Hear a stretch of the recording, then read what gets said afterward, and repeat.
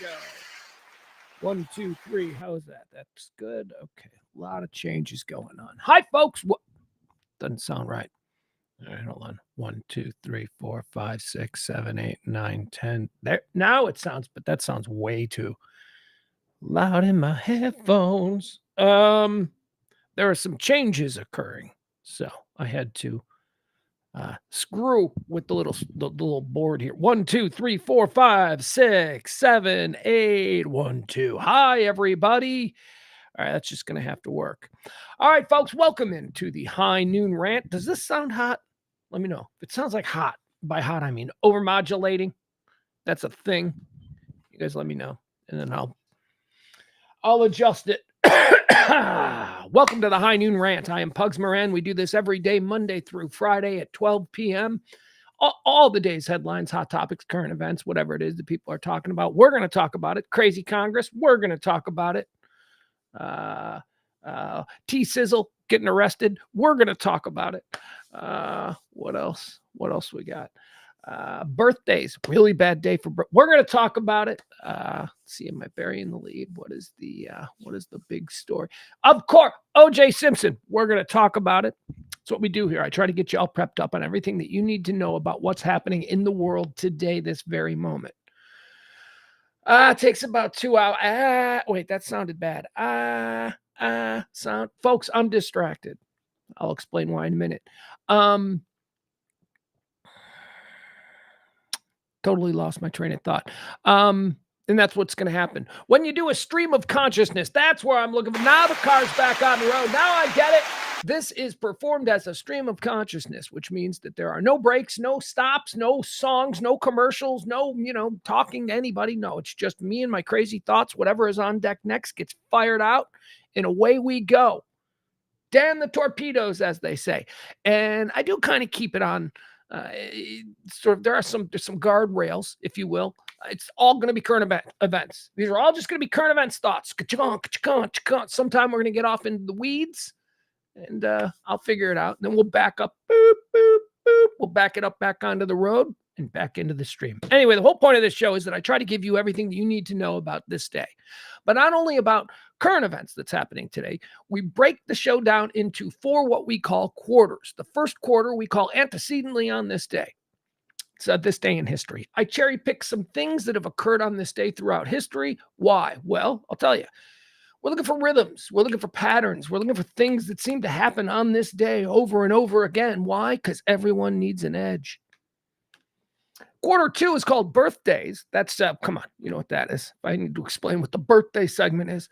Quarter 3 is deads. Same as the birthdays, right? But it does beg a slight explanation. With the deads, we like to take a look at people who died on this day, look at their life story, and then decide, based on our understanding, whether they went to heaven or hell. Do you think that person's in hell? Or do you think we got one today? We got a big one today, OJ. We'll have a conversation about that.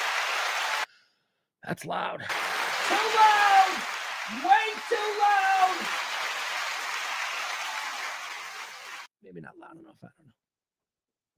And then quarter 4 is the meat and potatoes of the show, which is everything that's happening today. The current events portion. Show will take about 2 hours, maybe more, probably not less. Probably a little more. And then that's it. We're done. We're done for the day. You go out, you share what I've told you about the world so that nobody can come up to you in line at 7-Eleven or around the dinner table and say, hey, did you hear about? And you can jump right down their throats and go, yeah, I heard about it. Because I'm going to tell you about it. That's what the point of this show is. Every day, saying the quiet part out loud since 2021, the High Noon Rant with me, Pugs Moran. All right, programming note. Here's the other thing we got to talk about. Programming note. How's the stream? Does it seem a little, I don't know. Do I feel like there's a lag? I can't really tell. Programming note. No show tomorrow. I know. Yeah, I know. No show tomorrow. Not going to be able to do a show tomorrow. Look, it's Siobhan. I love that name. Peter's in the chat room. Leslie's in the chat room.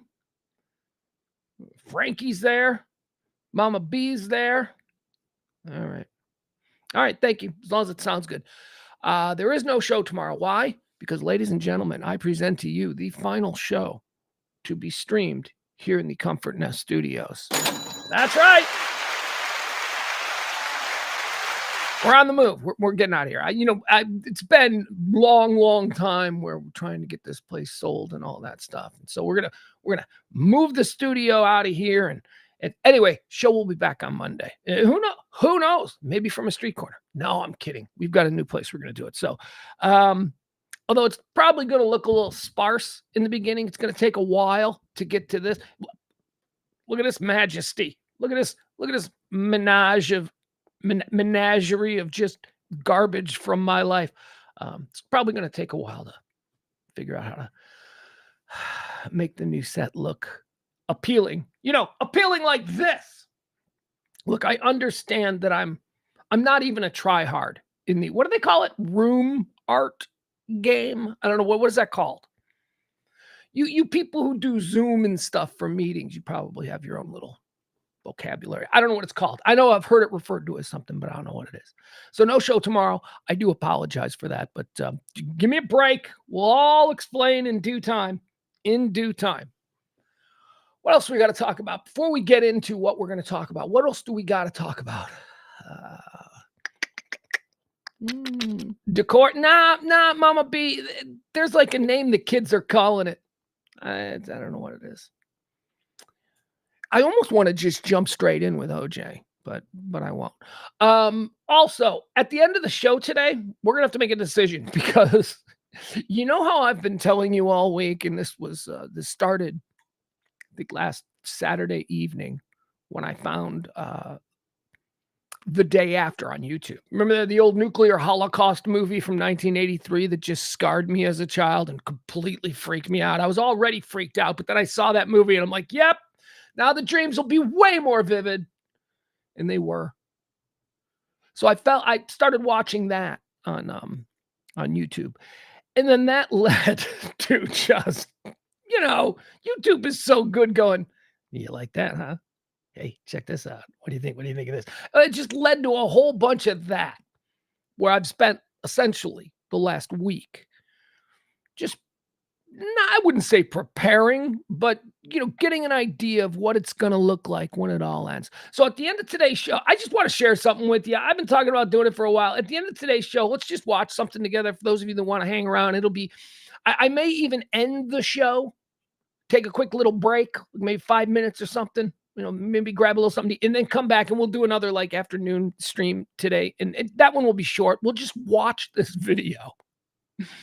It's a depiction of what it's going to look like when the shit really hits the fan. Now, I'm not talking about, grand cinematic images of this dystopian post-nuclear. No, I'm talking about on the news. I'm talking about when we're sitting on our couches eating our food, what it's going to look like. It's part of it is actually a pretty large part of it is the EAS system. Like they show us what it's going to look like because all we've ever seen with the EAS system, that's the emergency alert system. All we've ever seen is this is a test. This is a test. This is only a test. That's all we've ever seen. We don't know what comes next. What if it's not a test? What does it look like then? Well, I think that's really interesting and pretty dramatic. So I want to watch that. We'll do I don't know, maybe it'll just be, it'll probably be about a half hour or so, but we'll do a special video. I think I will do that. I will end the show today and then I'll say, give me about 10 minutes and we'll come back. If you guys want to hang out a little bit more, I want to show you something that I'm really into. Oh, it's so crazy. Fell into a different one last night. These are all things, you wonder why I don't sleep well. These are all things I watch before I fall asleep, before I go to bed. Last night, I found something on YouTube that was as compelling a feature documentary as anything I've ever seen. And I don't know who made it, maybe a YouTuber or something. But they basically took 9/11, the events of 9/11, and they edited all this stuff together so that you're literally watching it from every point of view. So I'll give you an example. They had the air traffic control conversations, long before the plane crashes into the building. There's something going on with air traffic control, and they're showing us that. Then we have the buildings, and they cut to actual local New York news coverage of that. It's just very good. And then they intersperse that with like some on the ground firsthand. It's so cool. That's what I watched last night. Cool. I don't mean cool. You know what I mean?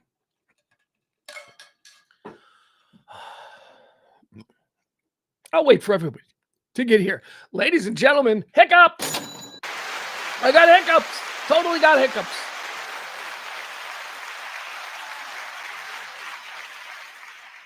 Okay. Waiting for the. There it is.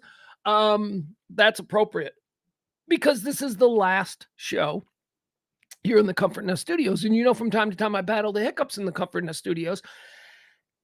There we go. And I have not had hiccups in a while, right? It's been like, a month. And here we go on the last show. That's so nice. Hiccups making an appearance, ladies and gentlemen. Like Bette Midler on the Johnny Carson show. Hiccups going to come out and sing Wind Beneath My Wings. Oh, God. They're killing me. So what else can I talk about while I battle these hiccups? Chuckles is here. Hi, Chuckles. Jen. That's a good question. Hugh, my buddy Hugh wants to know if I'll be contacting Richard Hunter for O.J. Simpson talk. And it's funny because I actually thought that. I thought I should call Dick. But nah, we don't need, no, this is part of my rant on OJ, so I don't want to get into it right now, but I mean, let's all just forget OJ. Let's just look, he's dead. Let's hope future generations forget him. He doesn't need to be immortalized as this. Unfortunately, he seems to be, especially by Twitter right now, he seems to be a polarizing figure, which is news to me. I did not think that OJ was as polarizing as he turns out to be. So we'll talk about that. O.J. Simpson is, of course, dead. The hiccups are really putting in a star turn today. Okay, hiccups, that's enough. You guys can go. You guys do not need to. Thank you. I love you too, hiccups. We'll see you at the new studio, I'm sure. Jeez.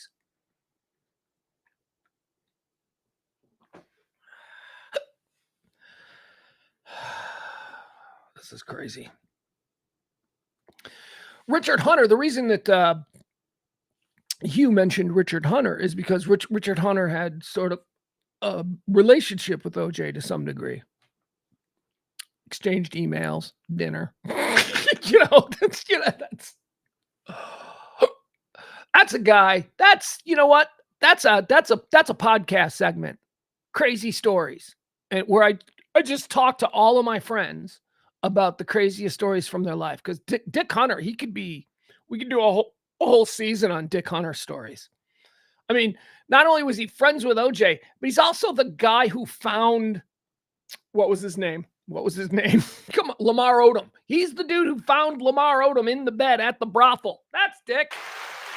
Stories, man. He's also a guy who dedicated a few years of his life to following Michael Vick everywhere he went with a megaphone going, "You killed my daughter," or whatever. He has got some stories. I'll tell you, Dick Hunter, and I mean this sincerely, Dick Hunter was cursed with being born when he was born. If Dick Hunter was born 15 years later, if Dick Hunter was born in, 1989 or something, whatever, he would be a massive YouTube guy. He would, if that was his first line of aggression, if that was where he first exposed himself, he'd have been an early adopter. He'd have had 1 million followers like early on. He'd be big. He'd be big. But anyway, he's like me. We were born Gen X. That's no fun for anybody, least of all Gen X. Still kind of hiccuping. Don't know why it's not going away. Yeah, Frank Smith, Lamar Odom, former Mavs great. All right, let's get started. I'm just going to start going. We'll start the show. I don't care about the hiccups. The hiccups can stick around as long as they want, although they will eventually frustrate me to the point where it will become distracting. All right, let's get started. It's the High Noon Rant with me, Pugs Moran, the 11th day of April, year of our Lord 2024. 102nd day of the year. There's 264 of these left. I don't know, you do the math. It's a leap year thing. It doesn't add up, I know.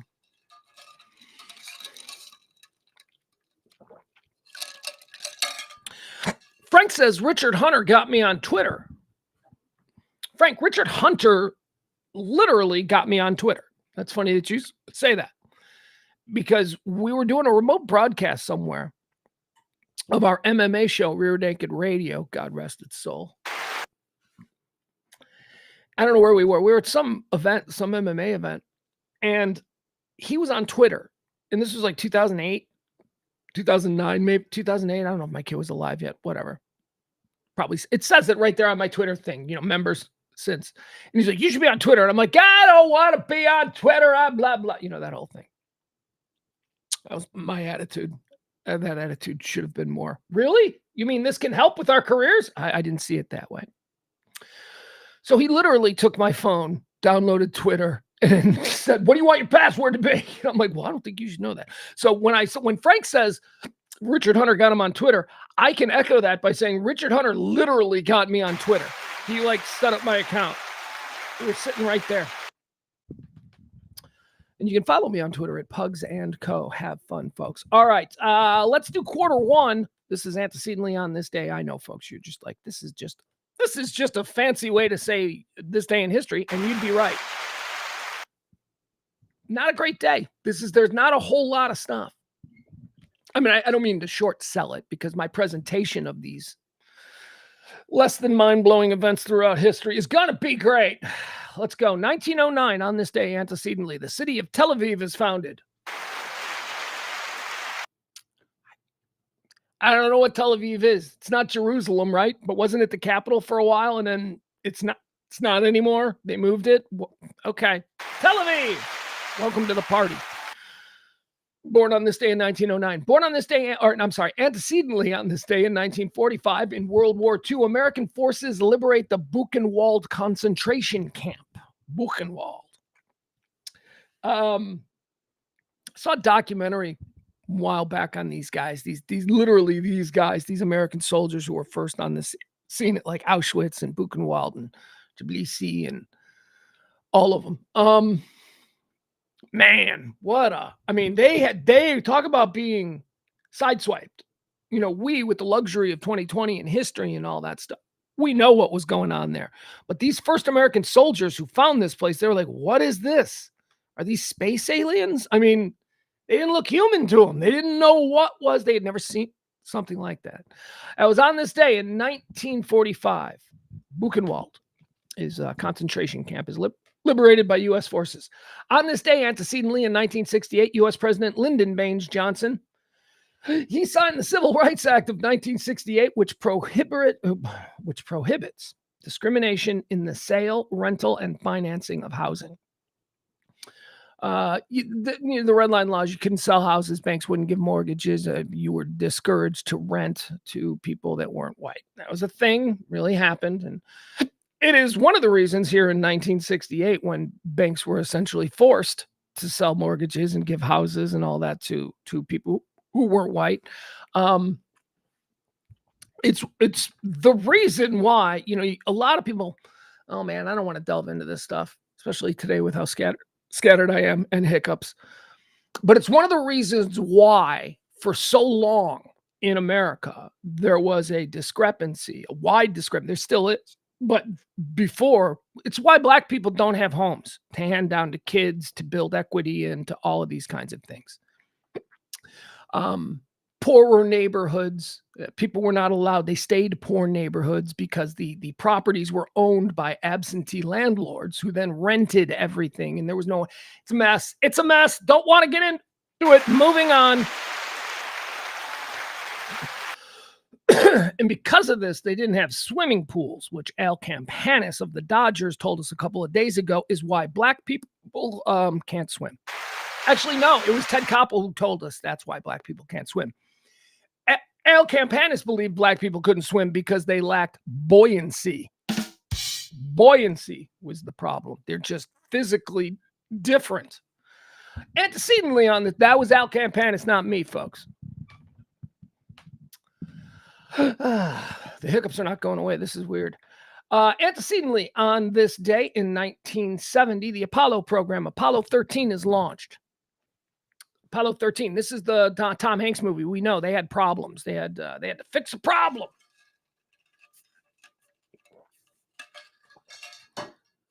This is where my man crush, Jim Lovell. This is where he earned his stripes. Actually, not true. He was already an officer, but you know what I mean. Apollo 13 launched on this day in 1970. Let's see here. Antecedently, on this day in 1976, the Apple I is created. Welcome to the party, Apple. On this day, antecedently, in 1986, the FBI Miami shootout. This is, you ever seen this video? This was crazy. A bank robbery gone awry, 1986. Cocaine, Miami, that whole thing. Now, this isn't the cocaine cartel shootout. That's another crazy video that you can find on YouTube from 1980s Miami. This is a big one. It's just a bunch of hillbillies, I think, who just decided they were going to try and rob banks, and then they got into a shootout with FBI agents, and a bunch of FBI agents died, and it's like one of the most influential events in the history of the FBI, as it changed how they train and how they pursue people.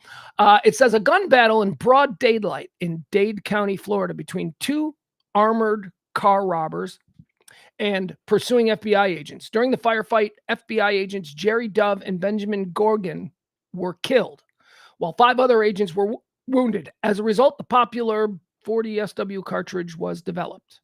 Okay, don't know what that means, but there you go. On this day, this is killing me. It's killing me, these damn hiccups. All right, that's going to do it. Like I said, man, not a big day for events. Birthdays!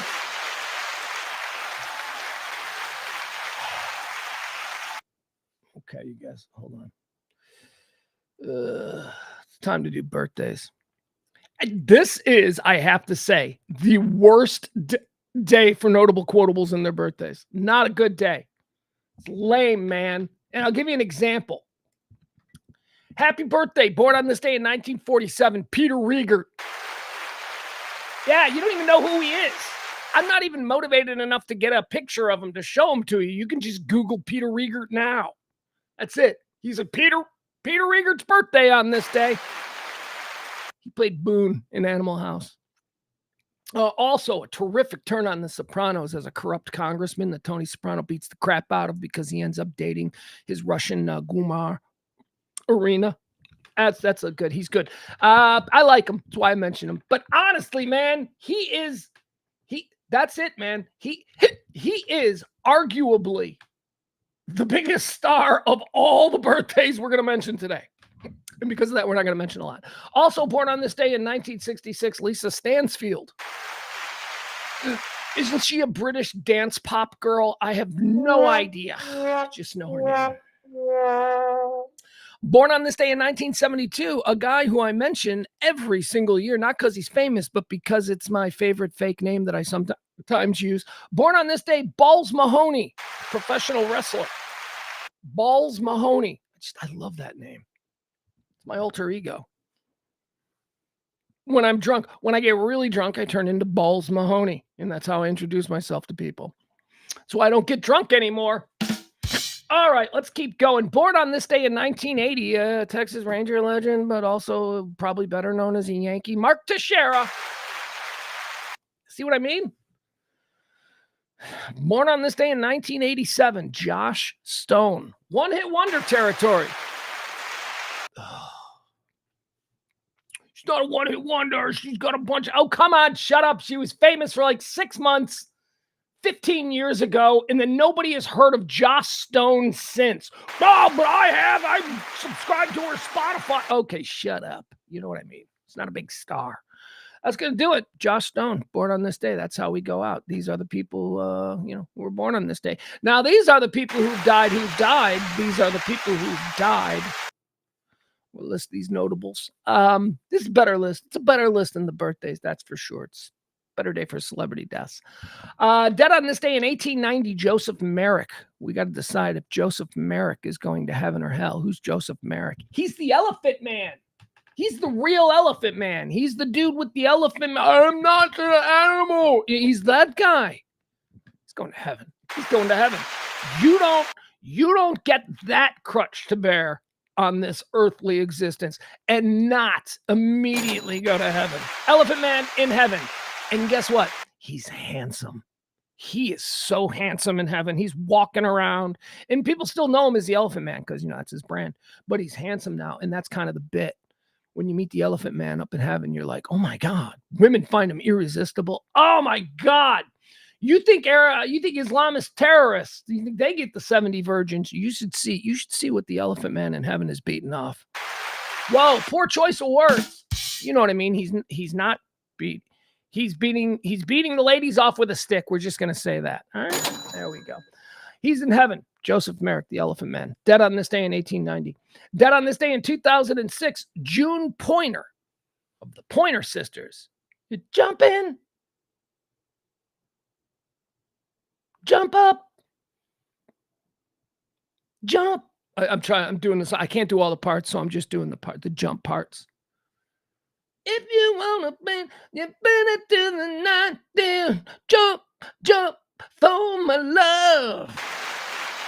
What else did the Pointer Sisters do? Pointer Sisters did, didn't they fire, boom, boom, boom, boom, boom, boom, boom. I'm putting her in heaven. June Pointer. As I recall, I think she was a bit of a I think she was kind of weird. I think she was that, but so what? She was a Pointer Sister. Enjoy your life. Heaven. Putting her in heaven. I like that. Now I want to hear that Pointer Sisters song, Jump for My Love, which I probably haven't heard in 30 years. Now I want to hear it. Jump, jump for my love. Jump in. Dead on this day in 2007. Oh, this guy I'm going to show. This guy I'm going to show you to, because you're not going to know his name. You're going to be like, who's that? Hold on, let me. But he's an interesting actor from Hollywood's past. He filled a role. Boom. He played a character. He played the same character in just about everything he was in. He ran this character in this role, typecast, whatever you want to call him. He ran that into the ground. Good for him. However, it is indicative of a situation that was occurring in Hollywood that, all right, so dead on this day, sorry, I got it ready now. Dead on this day in 2007, character actor, longtime film character actor, Roscoe Lee Brown, ladies and gentlemen, Roscoe Lee Brown. So who's Roscoe Lee Brown? Now I'm going to show him to you, and if you're Gen X like me, you're going to go, oh, I know that guy, and you're going to know exactly what his brand is. You're going to know exactly like what to expect if he's a character in something, what kind of character he plays. Ladies and gentlemen, Roscoe Lee Brown. Maybe you remember him from The Jeffersons. Maybe you remember him from just about every 1970s sitcom that needed a black character who was super smart, highly educated, very sophisticated, and possibly would possess a British accent. That would be Roscoe Lee Brown. He was the black guy in the 70s that was allowed to play against what Hollywood was presenting as a black type. Right? The black type was always, Freddie Boom Boom, Washington, that guy. Sometimes they needed a Poitier. Sometimes they needed a TV version of Poitier to present to the American public so that, there would be balance. And it was Roscoe Lee Brown. This guy was in everything. Let's get more pictures of him. I guess he's playing a king there. Sure. Okay, good for him. They seem like, look at him. Seems like a nice guy. Didn't he and George Jefferson hate each other? Didn't he think that George Jefferson was embarrassing or something? Roscoe Lee Brown. Where am I putting him? I'm putting him in heaven because I like him, and I got a soft spot for 70 sitcom stars. Roscoe Lee Brown. I'm putting him in heaven. Dead on this day in 2007. Dead on this day also in 2007. Oh, but this guy, we're going to preemptively put this dude in hell. This guy is going to hell. Dead on this day, Kurt Vonnegut. Nah, but why are you putting Kurt Vonnegut in hell? Well, it's not that I'm putting him in hell. It's not for his writing. It's not for his books. It's because he was apparently a very difficult man. Kurt Vonnegut, the stories about Kurt Vonnegut being difficult and elusive. And why Hugh says actor goes to hell. No, actors don't. Actresses all go to hell. Unless there's, what we call the Audrey Hepburn exemption that must be looked at. There are, I guess, a few we're learning, a few actresses who do not immediately go to hell. But if an actress dies and I don't really know much about her, she goes to hell. She does not get the benefit of the doubt. Now, with actors, a lot of them go to hell. A lot of them just go to hell for being an actor. But no, I'm sorry. Double standard. Sure, why not? But I have never dated a male actor. I've only dated female actresses, and they have put me through stuff, and they are insane, and they go to hell. Stay away from models and actresses. Models, that's a slippery slope too. I'm a model. No, you're not. You're just a cute waitress. What do you mean you're a model? I take pictures. No, it doesn't make you a model. I come from an era where if you said you were dating a model, you were dating somebody who might be pinned up in the locker of a high schooler. Not some girl on Instagram. I'm a model. Ugh, models go to hell. All right, Kurt Vonnegut. We're just gonna put him in hell because he was trouble. He was difficult. Great writer, difficult guy. Dead on this day in 2013. I'm moving on from Kurt Vonnegut because I want to get to this guy. Moving on.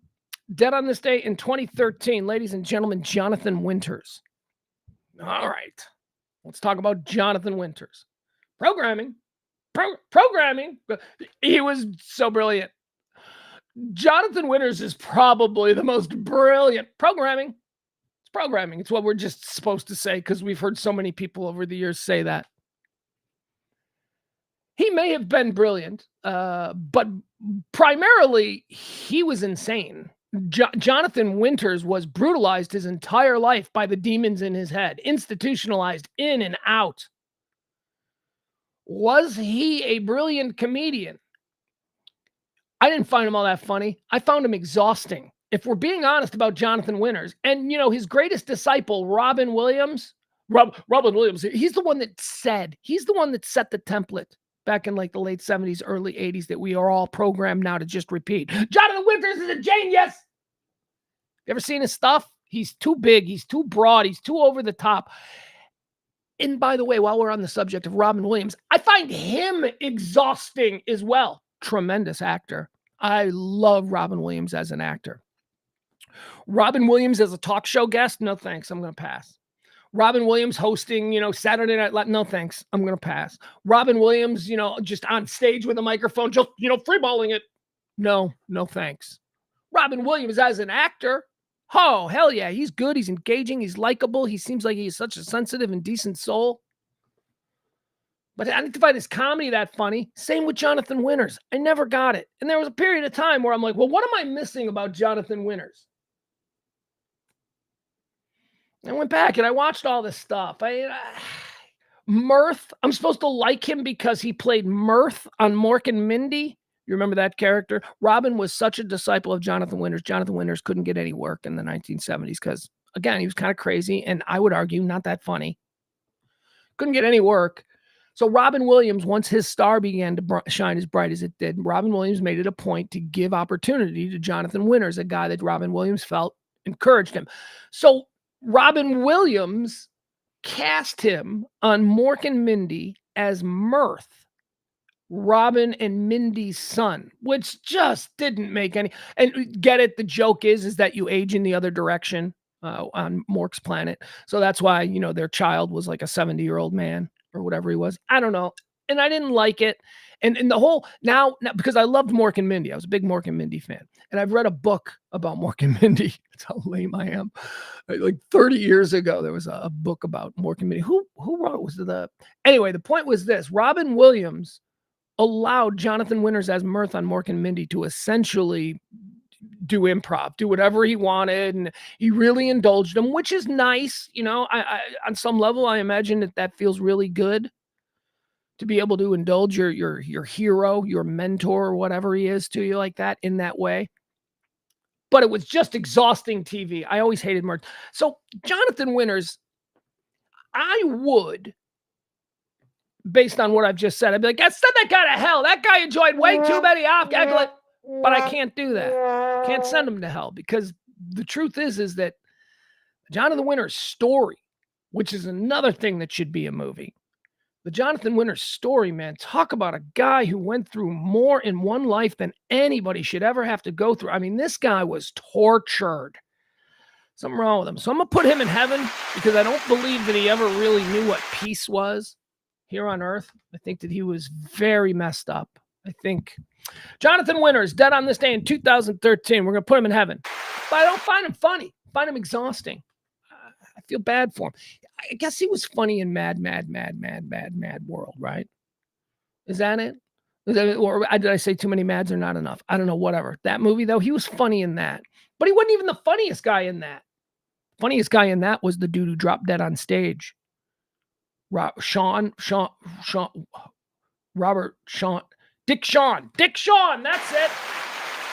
I'm coming to save you, mama. He was the funniest one for me in Mad World.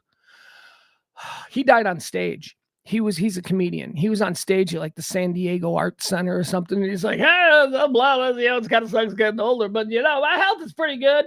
And he had a heart attack and dropped dead on the stage. Everybody in the audience thought it was part of the bit. They thought it was. And he didn't move. And the drummer one more time. He's still not moving. He's just laying there on stage. And then somebody yells out, I don't think this is a joke. And then doctors ran up there. And that's how he died. He's funnier in Mad World than Jonathan Winters. Hell, now that I think about it, was Jonathan Winters even in that movie? I think he was. Anyway. All right, Jonathan Winters, put him in heaven because he had a tortured life, but I just think he's incredibly overrated. Dead on this day in 2017.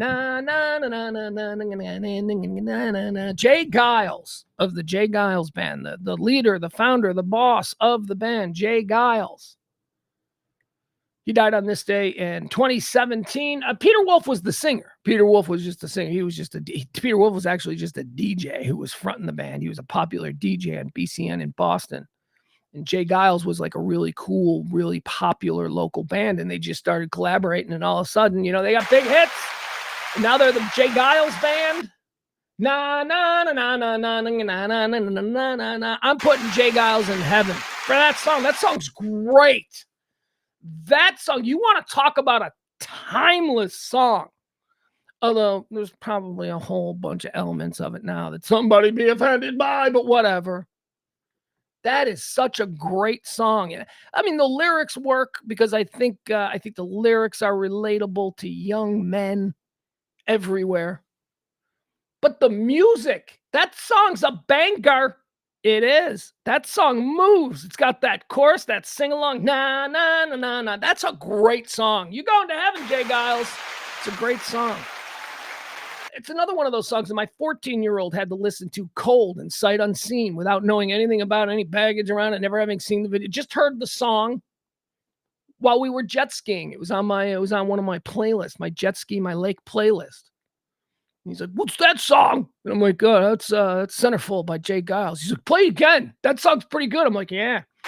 And then he played it like, 50 times because that's what, when you hear something for the first time, you want to hear it over and over and over again. So that's a good song. It has stood, at least in my family, the test of time. All right, that's going to do it. That is all that we've got as far as the first 3/4 of the show. Let's move now into the hot topics. I will remind you that this show runs on your gratuities. Tip the show if you want to help see it go. All right, there we go. We're done with that. We'll leave that up if anybody's so inclined. Appreciate you. Big tipper of the day gets to be the executive producer of the show. We did not have anybody tip yesterday, which is fine. This is not a week where I'm going to push. But, the show does work that way. All right, let's get started. Let's get into all the things that are happening today. These are the big stories that people are talking about. And up until about 11 o'clock, this was not the top story of the day, but it is now. O.J. Simpson has died. O.J. Simpson, the juice is loose. Well, no, actually, the juice is no longer loose. Not me, but, if you are on Twitter right now, you will just see some of the... maybe it's just because I follow so many comedians or so many people who are in comedy or so many people who do comedy writing. But, man, the jokes, the O.J. Simpson jokes, man, are out there. They are... Everybody is working out their new O.J. material.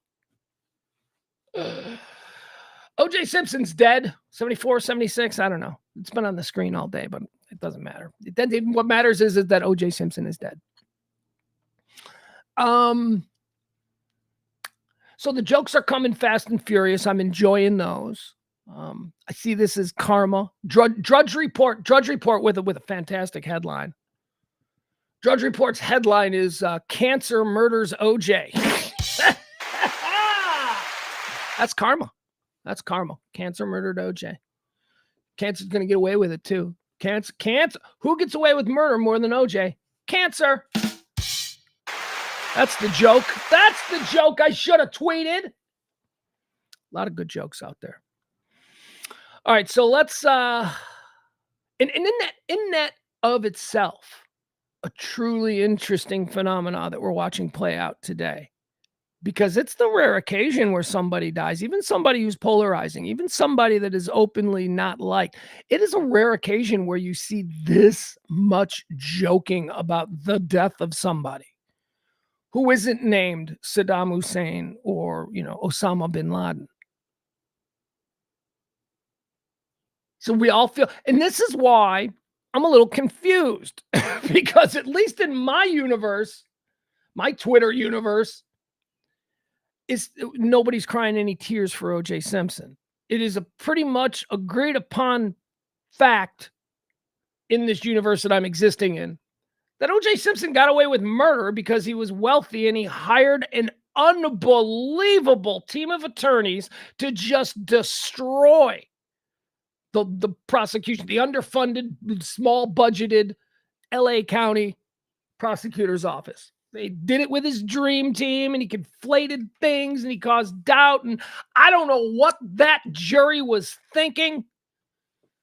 I watched every moment of that trial. I saw every bit of courtroom coverage that was on court TV. And I know some of you are probably like, yeah, me too. And then you're like, well, but actually, there are a couple of days I missed or I wouldn't. No, it was part of my job as a young intern to watch everything, take copious notes, and find angles for my host, whom I was producing at the time, find angles for them to take. Anything that broke, I would run it down. Or actually, I would have my Fecal. Fecal was my intern. I would have Fecal. I'd sit there and I'd write a note and I'd have Fecal and I'd have him run it down. And then Fecal would hand the note and the host would be like, oh, apparently Johnny Cochran just said if it doesn't fit, you must have quit. So I was way into this case. There was absolutely no doubt in my mind that he did it. And look, I didn't go into it like that. I was like, this is crazy. I was pretty sure. And I thought everybody else was. That's why it was so shocking when he was acquitted. So this guy murders Nicole Brown Simpson and Ron Goldman, in my opinion, and I'm going to exist in that universe while we're talking about O.J. Simpson, okay? So indulge me, people in the chat room. I know that all of us want to go, he wasn't proven innocent. Well, I do believe in the justice system to an extent. I do believe in, if anybody who knows my rants, I'm pretty consistent. You know that I think that there is a different set of rules for rich people and connected people. So whereas I believe the justice system for us, the rank and file, the plebes, the peasants, whatever you want to call us, while I believe the justice system is flawed, I do believe that it is probably the best available option. So we're stuck with it. And for the most part, I like to think that it gets it right. But not if you're rich and not if you're connected. That's where the exception that sort of proves my rule. So that's why OJ was acquitted. He worked the system because he had money to throw at it. It's not that he was proven innocent. No, not according to the civil case where, all that money was. The civil jury, they got it right. But he never spent a day in jail for the murder of Ron Goldman or his wife, Nicole Brown Simpson, who on this day of OJ's passing, where everybody is talking about OJ, let's give a little love to Nicole Brown Simpson. Damn, she was hot. She was gorgeous. Oh my God, was she hot? Her body, Nicole Brown Simpson, she may have had the best breast implant job of the early 90s. She was fantastic. Her and Pam Anderson. They're like the only two. Everybody else, they were cockeyed and weird. Perfect. And Ron Goldman, I don't know what to say about him. I do believe that they were having an affair. I think that was totally, absolutely Ron Goldman was banging Nicole Brown Simpson. That's doesn't excuse OJ's actions, but that is true. And the other side, the Goldmans and the Brown Simpsons, they tried to act like, no, she had simply left her sunglasses and he ran them back to her house at like 1 a.m. Like that's how people get sunglasses returned to them when they leave them at a bar. That's not how they return credit cards, let alone or car keys. They'll put them in a box under the counter and you got to get your ass down there and pick them up the next day. But okay, we're supposed to believe that Nicole Brown Simpson and Ron Goldman just met by happenstance because he was returning her sunglasses. No. Of course they were banging. Did you see her? And did you see him? He's a handsome, she's a rich smoke show, soon to be divorced woman. She's a MILF. She's a cougar. She's out there. And Ron Goldman was a hot waiter. Those two varieties of human hook up all the time. So let's stop with that. OJ killed him. OJ slaughtered them. No question in my mind about that. And then, he sort of, he ingrained himself in American culture for maybe ever, but let's hope it ends here with his passing. That Bronco chase. If OJ Simpson was just a famous guy who murdered somebody and he turned himself in and then there was a trial, it would have been interesting and we would have heard about it and all that. But it's the Bronco chase that galvanized this whole thing. Why? Because even people who didn't know who OJ Simpson was, they watched that Bronco chase and had the guy in their life or the woman in their life or whoever who knew who OJ was explain it to them. And that chase, that car chase, now we're spoiled with YouTube and live streams, and there's an entire channel where you can watch nothing but police pursuits. We were spoiled back then. We didn't see that stuff all the time. We were looking at live coverage from the roads that we drive on, and this madman, this murderer, that's what did it. It was that. It was the OJ, the Bronco chase. From that, it was off to the races. So he gets out. She's dead for 30-something years. He gets to live the rest of his life. Cancer finally gets him. Hey, let's score one for cancer. Just something we should never say, but... And now today, I'm seeing this incredible debate among people that... Oh, here's what I found most interesting when the story...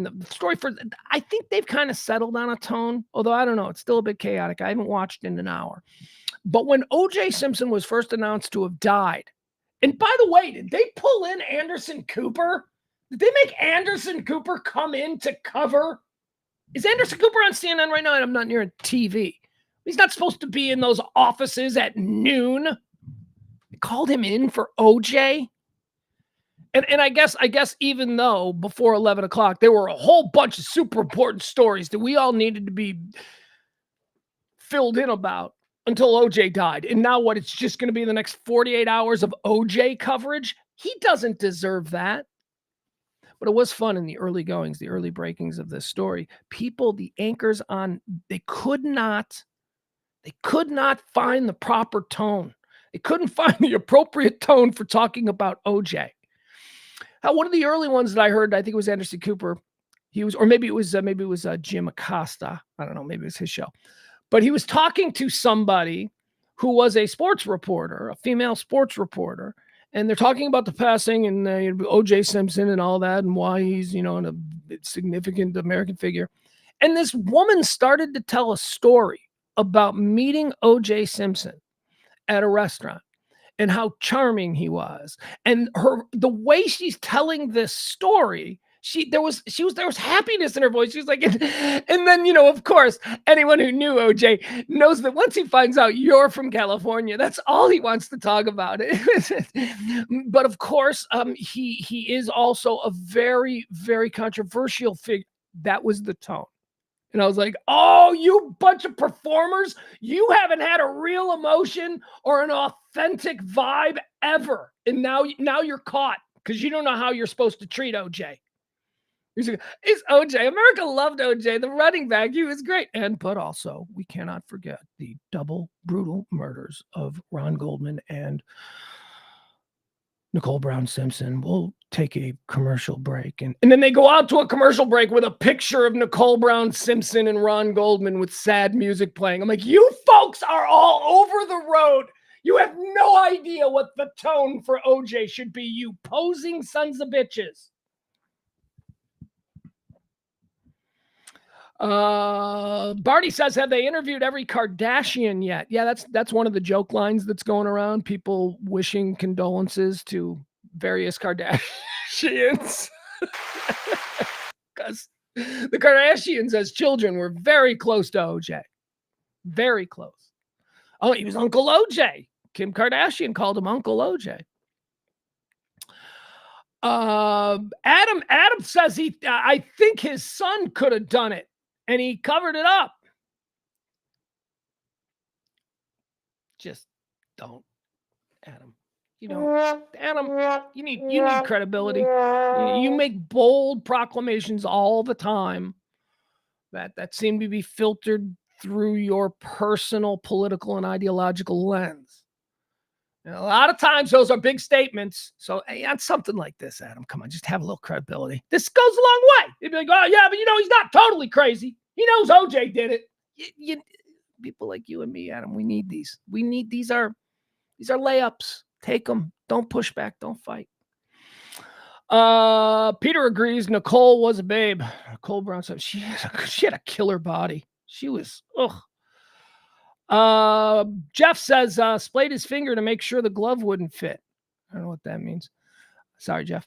Mama B says CNN is reporting how his trial divided the country. I don't remember it that way. Of course you don't, white woman from the pampered suburbs. I'm kidding. Yeah, I mean, I don't remember. Here's the thing, and isn't this interesting? And we have to account for this. I myself also, in the moment, do not remember there being another side to OJ killed those people. It seemed to me in that age, everybody I ran into and everybody that I talked to and everybody I heard was like, he totally did it. Like everybody was kind of in agreement.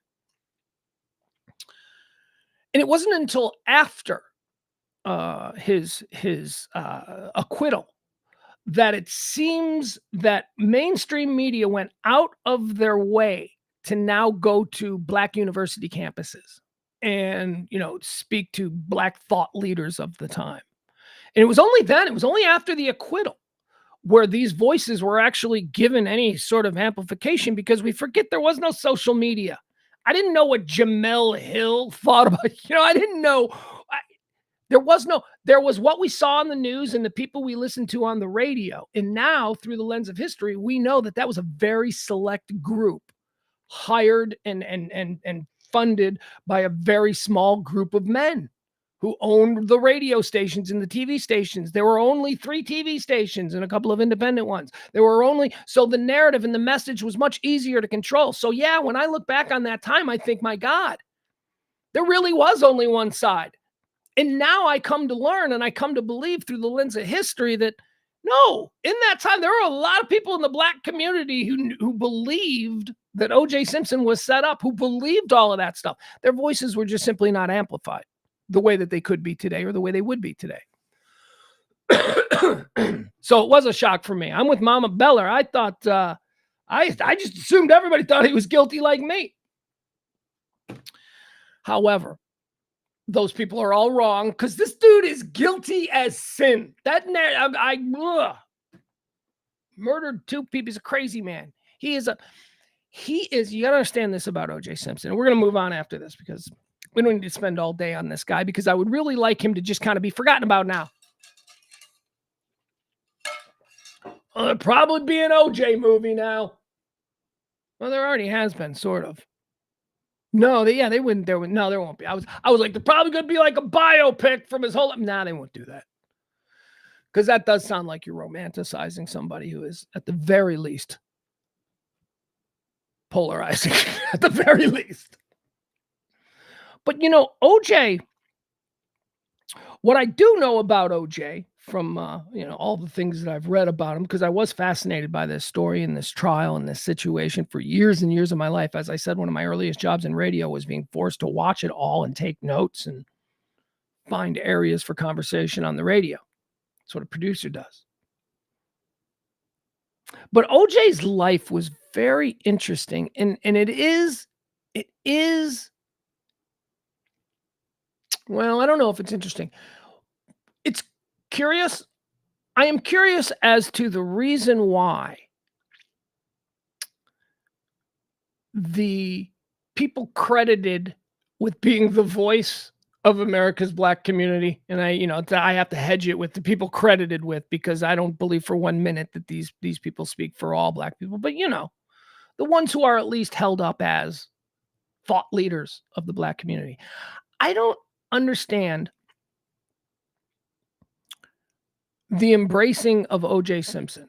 O.J. Simpson did nothing for the Black community his entire life. At his most powerful, O.J. Simpson, I mean, there's books written about this. O.J. Simpson himself has been quoted, to friends saying things. It was part of a falling out between him and Al Collins, because O.J. Simpson was, in business with somebody who Al Collins believed was a racist. And he said, here's why he's a racist. Here's what he said. This is what he called me. And OJ's, look, you got to understand, we need to play the game and dance the dance. So that was sort of OJ's thing. OJ became the Black athlete that American white middle-class audiences embraced and would buy, or would take the advice of, what rental car to get. Hertz. OJ was on TV every single night. While he was playing, he was in an era when Black celebrity athletes were not a thing. He is possibly the first one that was celebrated and embraced by white America. Jim Brown sure as hell wasn't. Jim Brown was demonized. Jim Brown stopped playing after a couple of years because he couldn't handle it anymore because everybody was an asshole to him. It just wasn't a thing. There was no NBA star. Dr. J wasn't. Dr. J was, sort of, but not to the degree. Muhammad Ali, maybe. But even Muhammad Ali wasn't embraced by the white community the way O.J. Simpson was.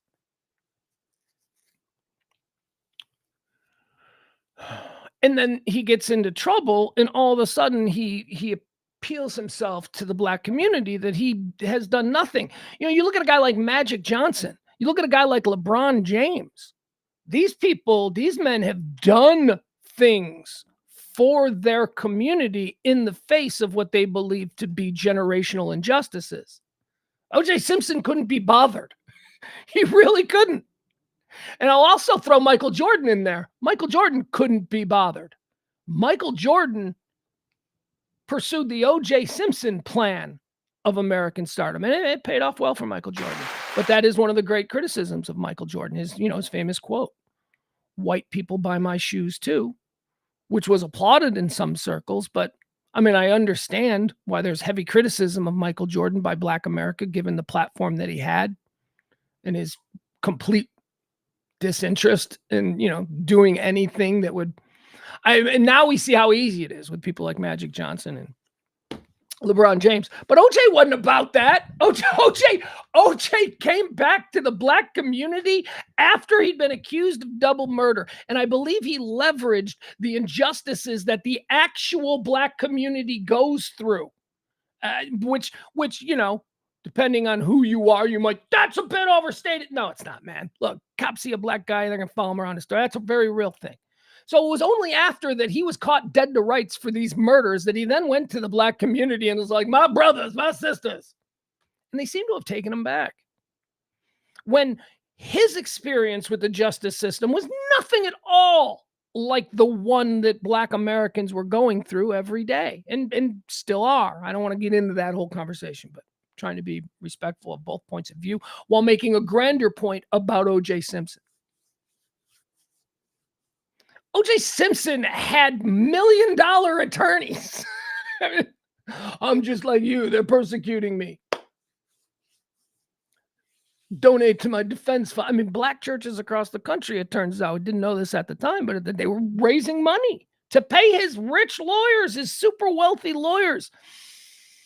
I don't know. Maybe it was, a vicarious thing where the collective, belief in injustice among the black community or feeling of injustice. I don't want to marginalize it by calling it a belief, but the belief in injustice, repetitive injustice against the black community. Maybe they were just vicariously living through OJ, going, "This is what we would do if we could afford proper legal representation." I don't get why he was embraced, and I really don't understand today why I'm seeing so many, some of which I will tell you are very interesting people who I enjoy following and reading their thoughts on. So many of these people are now like, well, maybe he was set up. I'm like, oh, stop it.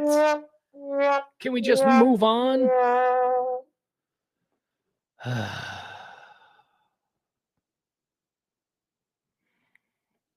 Michael Jordan likes money. That's right, Frank. Anyway. He seems to be a user. he liked white women. He liked what black athlete doesn't though. That's that seems to be straight across. OJ Simpson is dead. Who cares how old he was? Let's score one for cancer. There we go. All right, moving on. There are other big stories that are happening in the world today. How about kooky Congress? The kooky Congress is back in session, and Marjorie Taylor Greene is still making a move. She's making you come from me, you come heavy. She's making a move on what's his name? I just see it. This is where I am with the Speaker of the House. I don't even care to memorize their name because they seem to have a revolving door there.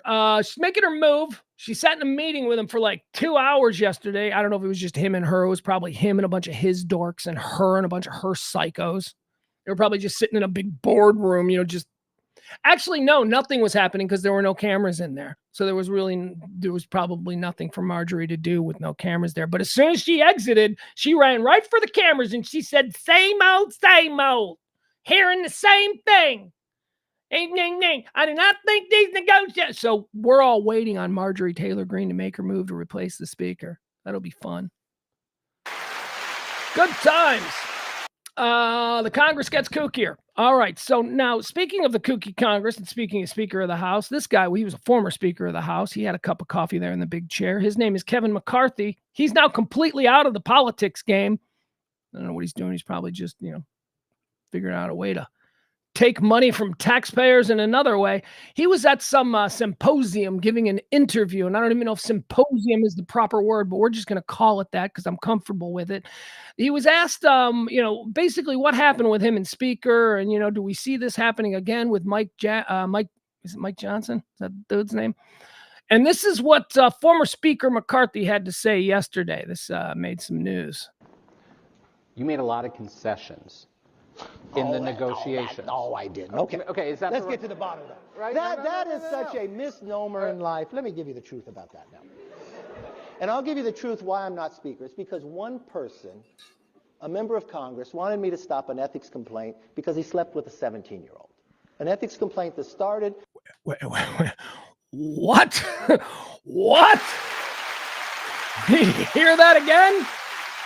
Wait a second. Let's be honest about this. His speakership ended because a member of Congress slept with a 17-year-old and they wanted him to interfere in the investigation. All right, let's go back. We'll listen to it one more time. I just sort of paraphrased it there a little. Please do, Kevo.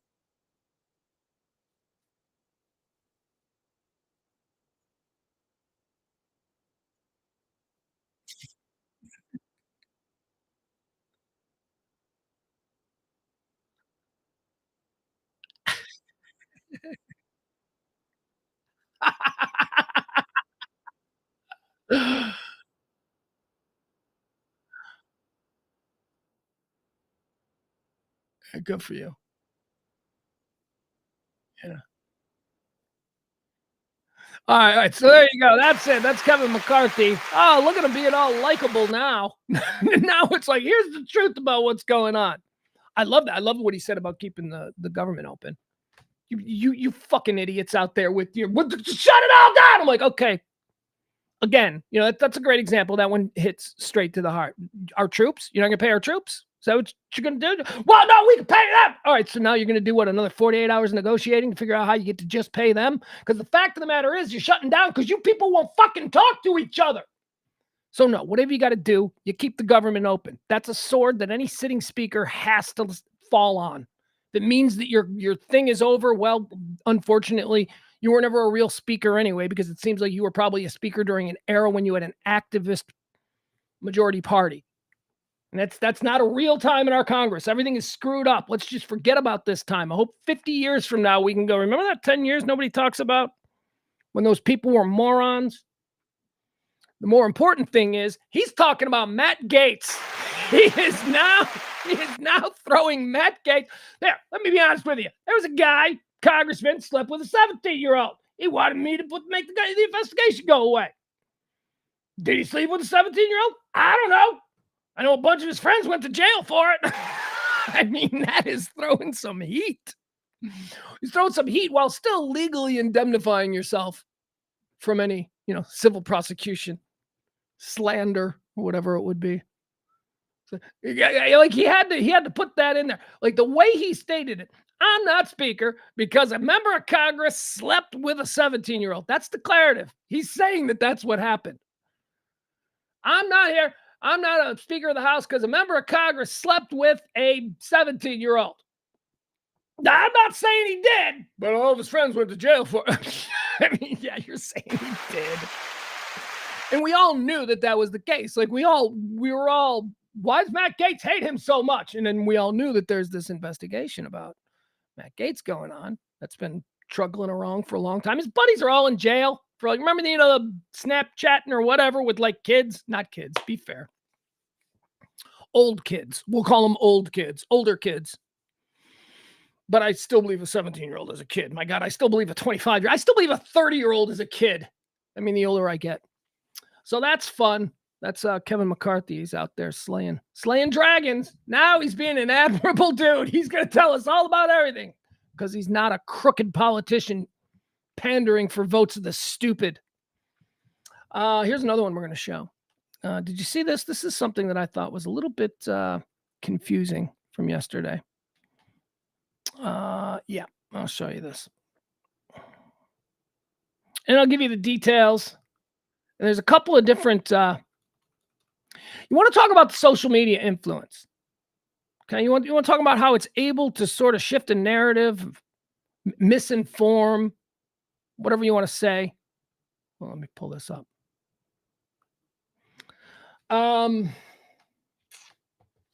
So yesterday, the political, and the difference between the political and the terrorism wing or whatever, the political leader of Hamas lost his 3 sons in an Israeli attack.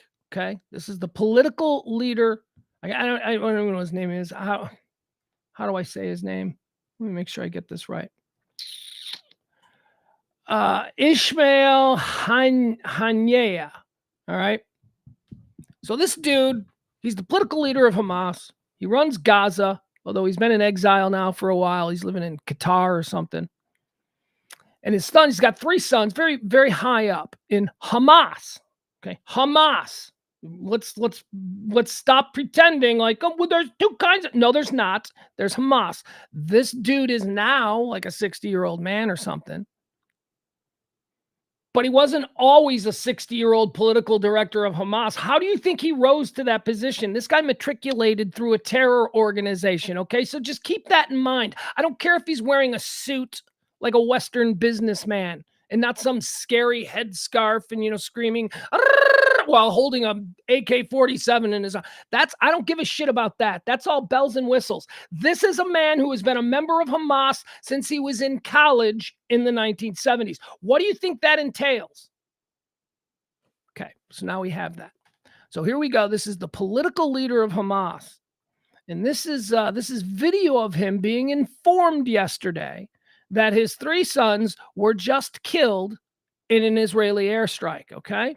So now let's watch this. We're not going to be able to understand the language. It doesn't matter, but this is him being informed all his kids are dead. His kids are dead. It just happened. Okay, watch the way this is presented.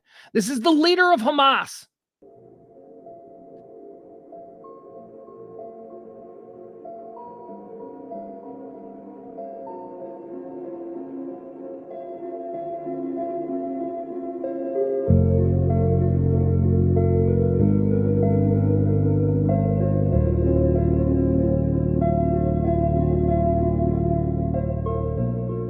So there you have it. That is the leader of Hamas being told that all of his sons are dead. Did you appreciate the way it was presented with the sad music intending to elicit some kind of sympathy for the leader of Hamas? That's some social media trickery right there, trying to shift the narrative just a little bit. We're on a slippery slope with this stuff, folks. Whereas one, I applaud hearing more criticism of Israel in the way that Israel goes about their business on a day-to-day basis there. I applaud that. Because it had been, years in this country where Israel was, you can't, well, what? You hate the Jews? What are you, a Nazi? You couldn't say anything against Israel. They had this country's official narrative completely locked up. Everybody, Israel, we're talking Israel. Those people are all crazy. What we believed. And it's true for the fanatics. For their, if you are a jihadist or if you are a member of one of these, many, many different terror organizations that operate there, and their sole stated goal is to eliminate the Jews from the face of the earth, yeah, you better believe that you're my enemy, that I stand with the state of Israel, I stand with the Jews. But this Gaza thing has kind of changed stuff because we are starting to see now and understand there's a lot more people there than just, the couple thousand Hamas terrorists. Hamas isn't an organization of like 4.5 million people. There are a lot of people who are just citizens who are living there in Gaza, who consider themselves Palestinians. We're just caught up in it all. And there doesn't seem to be any real regard for them by the Israeli Defense Forces. So, there are people, and we have seen this now. We have seen the narrative openly go to support the people of Palestine, support the people of Gaza. And I say slippery slope because that's starting to meld into, isn't it sad that the leader of Hamas lost his 3 children? No, it's not sad. That is not sad. He leads a terror organization that started this entire thing on October the 7th. That is not sad. Is it regrettable? Absolutely. Every aspect of war is regrettable, but that's not fucking sad. And when you show that and you play that music and it's got like 15,000 retweets and there's a bunch of stupid 17-year-olds who are thinking about their grandpa hearing about how they're dead, this is just such a crime. He seems like such a wonderful, composed man. A wonderful, that's literally one of the responses that I read on that thread. A wonderful, composed man. The leader of Hamas. Oh, it's the political wing. Yeah, he didn't just, come from 40-year career at J.C. Penney to suddenly run the political wing of Hamas. The dude has been in Hamas his entire life. Hamas has only had a political wing for about the last 15 years. Stop it. Ugh. And also, can we talk about his reaction? Can we talk about this dude was just told that his 3 children are dead. They're gone, and their grandchildren and his daughter-in-laws, by the way. They were all just wiped off the face of the earth. And he's like, praise Allah. Praise Allah. He had a statement. Ready to hear a statement? He doesn't sound broken up at all. As a matter of fact, he's going to be throwing a party because it's the greatest thing that his children could die as martyrs. It's the greatest thing to him. He thinks that's fantastic. Let's see. It's been confirmed that 3 of his sons and 3 of his grandchildren had been killed in the airstrike. He was quoted as saying, all of Gaza's citizens paid a price with the blood of their children, including me. Where's his quote about them? It doesn't matter. Doesn't matter. I'm not gonna have one tear of sympathy, one ounce of condolence in my reservoir of human decency for this son of a bitch who puts out a press statement that he couldn't be happier that his children have died in this way, as they will be martyrs forever and a beacon to those who come. I couldn't find the exact quote, but it was that quote. He didn't even care. Now, I may just be projecting my suburban Western view of life. I can bet you $1 million that dude's life, he has seen some things that would probably have me going to therapy at least twice a week. It's PTSD. I can't believe what I saw. I mean, this dude's seen some shit. So is he probably super fucked up? Yeah, I'm guessing he is. I don't think he probably had any workshops or group that he could go and talk through what he saw. But isn't that weird? Isn't that weird that they put that out? And I don't know who put it out there. It's obviously some pro-Hamas group that has infiltrated Twitter to an extent that it shows up on my timeline. And it's got thousands and thousands of retweets. I see that Sky News, I'm actually looking at a story now. Sky News seems to have put it out also. Sky News's version doesn't have the sad music in it, though, which is good. Because that's a manipulation. That's a post-production decision made by somebody because they were thinking, this isn't tear-jerky enough. We got to really, okay, so if you're watching this, we got to really make you feel something for this 60-year-old terrorist. Anyway, there you have it. Hamas leader gets his kids all wiped out. He's still, the fight will go on. This is only going to, embolden him more. All right, let's turn our story on this one. Taxes. We here in Texas, we don't have that state income tax thing, so we love it. We always like to say, well, we don't got no state income tax. And let me tell you something. When I first moved down here and started making a paycheck, I realized damn quick, I'm like, hey, you got to be kidding me here. Really? You're not going to take out like another, 2% or whatever? What, really? I get to keep all of this? Why is my check bigger than I assumed it would be? Oh, because I was factoring in Illinois rates. I was factoring in, a state getting its cut. Texas doesn't do that. Well, Texas does kill you in a million other ways, which is why Texas is not listed on the list of the states that cost the most. Okay, so here's the first story. Let me show you this. There's two stories here. I don't want to get ahead of myself. Here's the headline. Residents of this state pay $987,117. Or residents of this state pay $987,000 in lifetime taxes. Guess which one? So this is basically, we're going to give you a list of states here and what you would be if you lived in that state your whole life, how much money in taxes you would have to pay in just state taxes. All right, so it says, where is it? New Jersey. It's New Jersey residents. They're first in the nation. If you spend your entire life in New Jersey, you will end up when you die paying around $987,000 in lifetime taxes just to New Jersey. That's $1 million. How much are you? Wow. It's expensive to live, isn't it?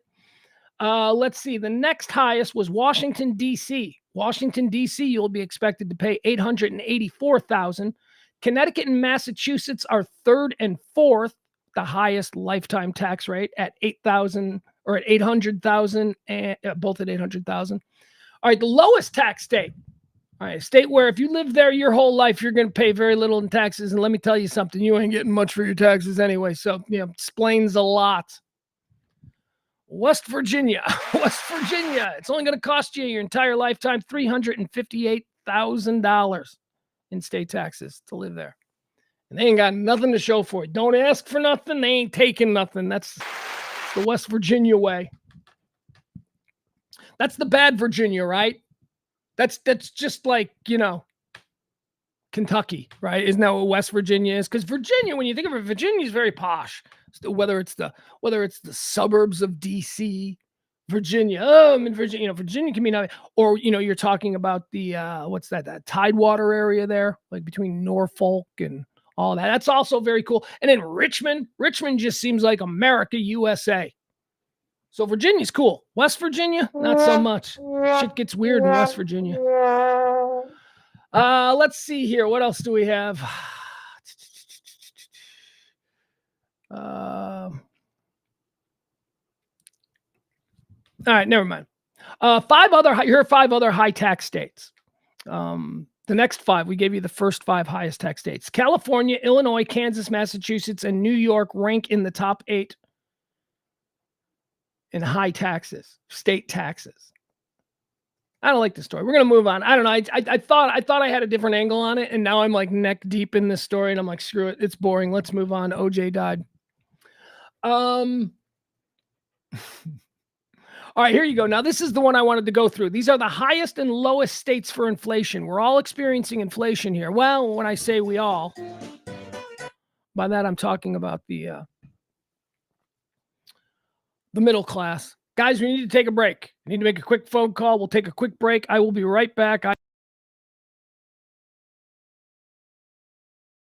Very transitional day around here. I appreciate you. Hold on.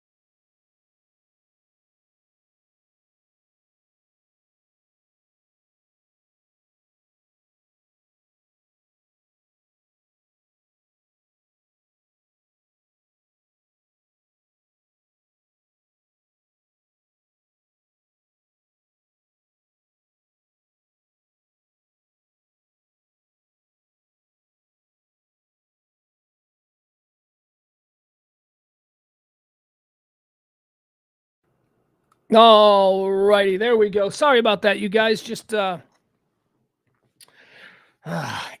That was E. That was Buffalo. That was E. And we're, like I said, we're moving everything out of this studio, so I got to be able to take those calls. I'm also going to have to take a step away again in a couple of minutes. I know. What about the stream of consciousness? I know. Well, it's a different day. Today's the last day here in the comfort in the studio, so we've got a lot of moving parts. But I'm not going to, I'll make it up to you on the back end. We're going to do some extra stuff today. That'll be fun. I promise. So in a couple of minutes, actually right now is when I should do this, but it's going to be like 5 minutes. It's going to be like a 5, maybe even 10-minute break. I don't know if I should stop the show and restart it, or you guys can just, hang out here and talk amongst yourselves. I have to meet somebody out front of the house and get some cash that is going to be used to pay for we got landscapers. You don't need to know all this stuff. I'm just telling you where I'm going to be disappearing to. So we're going to do that right now. I'm just going to go. I'm going to get in the front. Okay. House. I'm going to go to the front of the house and I'm going to come back and then we'll get right back into this. Can you tell how scattered I am? I got like 5 different things going on and I'm trying to still do this show because I love doing this show because this is the only thing I want to do today. So bear with me. All right. Love you guys. We'll be right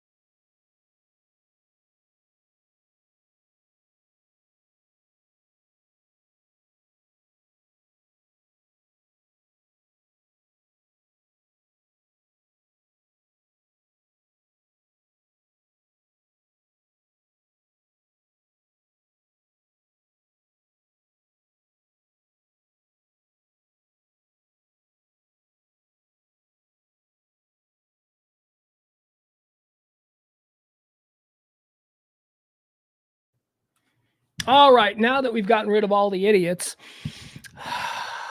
sorry about that, you guys. All right, let's get back into the show. I appreciate your patience. I've got, I had to get an envelope filled with cash for Pedro. Pedro is the guy who leads the crew of landscapers. He's awesome. The dog hates his guts, but Pedro seems to take that in stride. Pedro's owed for a bunch of weeks, so we got a whole big stack of money for Pedro. We got to get him taken care of now. Here's the problem with Pedro. Pedro's going to be over here at 2:00. Let me see where we are. Where are we in the show's rundown? Because I was going to say maybe we'll just end the show at 2:00 today, but I want to see what else do we have to get to. I just can't be in a bad. There's a lot of these stories that are, contingent on me being in a bad mood. I'm in a pretty good mood today. Oh, that's a fun one. I want to do that. All right, so we've got some significant things that I would like to talk about here. So I still want to do. You know what? Here's what we're going to do. We're going to end the show at 2:00, okay? And I'm going to come back after, I get my thing done with Pedro. We're going to we'll do another show, and that one will be just, the second half of stuff. Guys, I'm sorry. We're all over the road here. Now, what was it that you guys didn't see? Because I had an opportunity to actually look at some of the comments in the chat room, and apparently something isn't streaming. Something didn't stream. Was it the Hamas leader one? Was it that one? Hold on. Let's see if we make this one work again.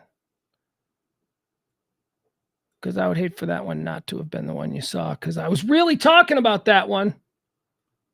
Nah. Hold on.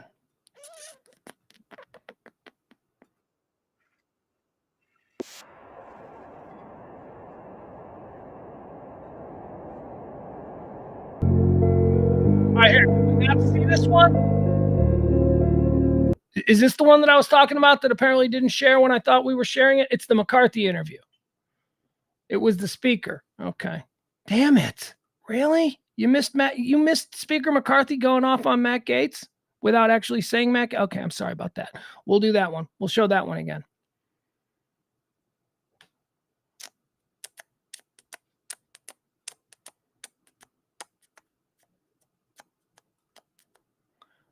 Okay, I'm going to make sure this one is shared.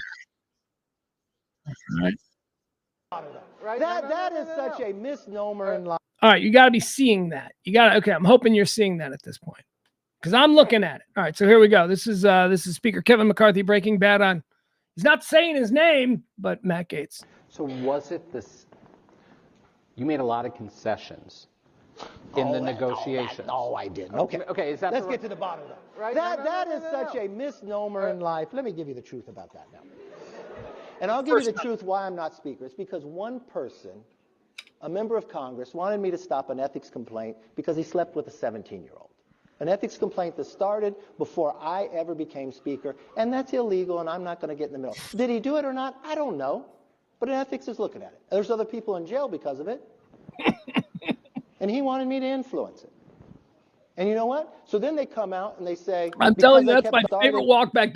He's such a skilled con man, this guy. Well, all of them are. But he is a really smooth criminal, if you will. A member of Congress wanted me to stop an ethics complaint because he slept with a 17-year-old. An ethics complaint that started before I ever became speaker, and that's illegal, and I'm not going to get in the middle. Did he do it or not? I don't know. But ethics is looking at it. There's other people in jail because of it. And he wanted me to influence it. And you know what? So then they come out and they say, because I kept government open. I'd do it all over again. We're not going to pay our troops? No, I'm going to pay my troops. You can't do the job? All right, moving on. We don't need to glorify Kevin McCarthy, but I do like that example of him. I mean, con men, shivving other con men in the yard. That's what this is. He's out of the game. He's now going to, draw his blade against Matt Gaetz, the architector of his ouster as Speaker of the House. God, that's smooth. It's like, all right, let me tell you the facts, all right? I am no longer Speaker because a member of Congress slept with a 17-year-old and wanted me to influence the investigation. Do I know that he slept with a 17? I don't know. I don't know. Indemnifying himself. Litigious. Always in a litigious frame of mind, these guys. Indemnifying himself from any sort of slanderous positive. I said I didn't know, allegedly. And then in the next breath, but his friends all went to jail. I mean, it's like, that's so snaky. And then follow that up with, I'm not going to pay the troops. I'm not going to pay the troops because we love our troops, baby. We love our troops in this country until they actually need something. But if we can use the troops in an argument for political purposes, then, 100%, I'm not going to pay the troops. Come on, let me hear it. Everybody who doesn't want to pay the troops. Son of a bitch, that guy's good. He is good. Kevin McCarthy is the devil, and thankfully, we don't have to deal with him in Congress anymore. All right, so now we'll move on to where we were, and this was the highest and lowest inflation states, right? That's what we wanted to look at. These are the states where inflation, we all know that inflation is out of control for the middle and working class here in this country, so it's out of control for us, if you will. Everybody else, oh boy, we got a story coming up. It's going to just perfect example of how not everybody's living this middle-class lifestyle here in 2024. Some people got it way better. That story coming up. But these are the states that are being affected the most harshly by the economy, by inflation. CPI came out yesterday. That's the reason for all this. The CPI, basically, the Consumer Price Index, came out and confirmed that yeah, middle-class people are taking it up the butt. Excuse me for being so French. Or Greek, should I say. That deserves it. Anytime I can ethnically slur a sexual practice of an ancient civilization, I'm taking it. Let's see here. U.S. inflation has remained stubbornly elevated this year. Some states are already struggling to blah, blah, blah, blah, blah, blah. So let's get to these numbers. All right, so here, these are the states. What places have the lowest inflation? All right, are these the states with the lowest inflation? I want the list. I don't want to read the article. Which states did not have? There's a list here. I'll get to it. I know I wouldn't have chosen this story if there wasn't a list, because you know how we like our lists. All right, here we go. The 5 states with the fastest rising inflation. So these are the 5 states where the working class, the middle class, you and me, the rank and file Americans, the plebes, the peasants, whatever you want to derisively call us, we're coming for you anyway. Here are the states where we are being affected the most by inflation. Florida is number 1. Florida's top of the heap. They're coming in at a 4.0 12-month inflation hike. So Florida's at the top of the game here. That's number 1. Number 2, Tennessee. Tennessee. Take me to a better place. 3.8% for Tennessee. Tennessee is number 2, where inflation is just destroying everything. Let's see here. Virginia. I was talking about Virginia. This is the good Virginia, not the bad Virginia, which we all know is West Virginia. Which is interesting because if you've ever met somebody named West as a first name, like, yeah, you know, my friend, this is West Johnson. You know, if the dude's name is West, he's trouble. West Virginia is trouble. But we're not talking about West Virginia. We're talking about Virginia. 3.8 also. 3.8%. They're number 3 in the list of the highest inflation states. South Carolina is number 4. South Carolina, yay. Their 12-month inflation rate is at 3.6. And coming up at number 5, this is the 5th worst state for inflation, Alabama. That's right, Alabama, if you will, 3.6. 3.6 is their inflation rate. All right, now, how about the 5 states where inflation is being held at bay the most effectively? These are the states that have seen through policies, through whatever. These are the states that are handling the rise in consumer goods and fuel better. These are the top 5. Number 1, Pennsylvania. Excuse me, that was weird. Pennsylvania is coming in at number 1. Number 1 on the list. 1.8%. That's what their rate is. Remember, the worst state, Florida, is at 4%. Pennsylvania They're leading the pack in the other direction, keeping prices at bay at 1.8%. Number two is Maine. Maine comes in at number 2, 1.9%. They are keeping inflation at bay.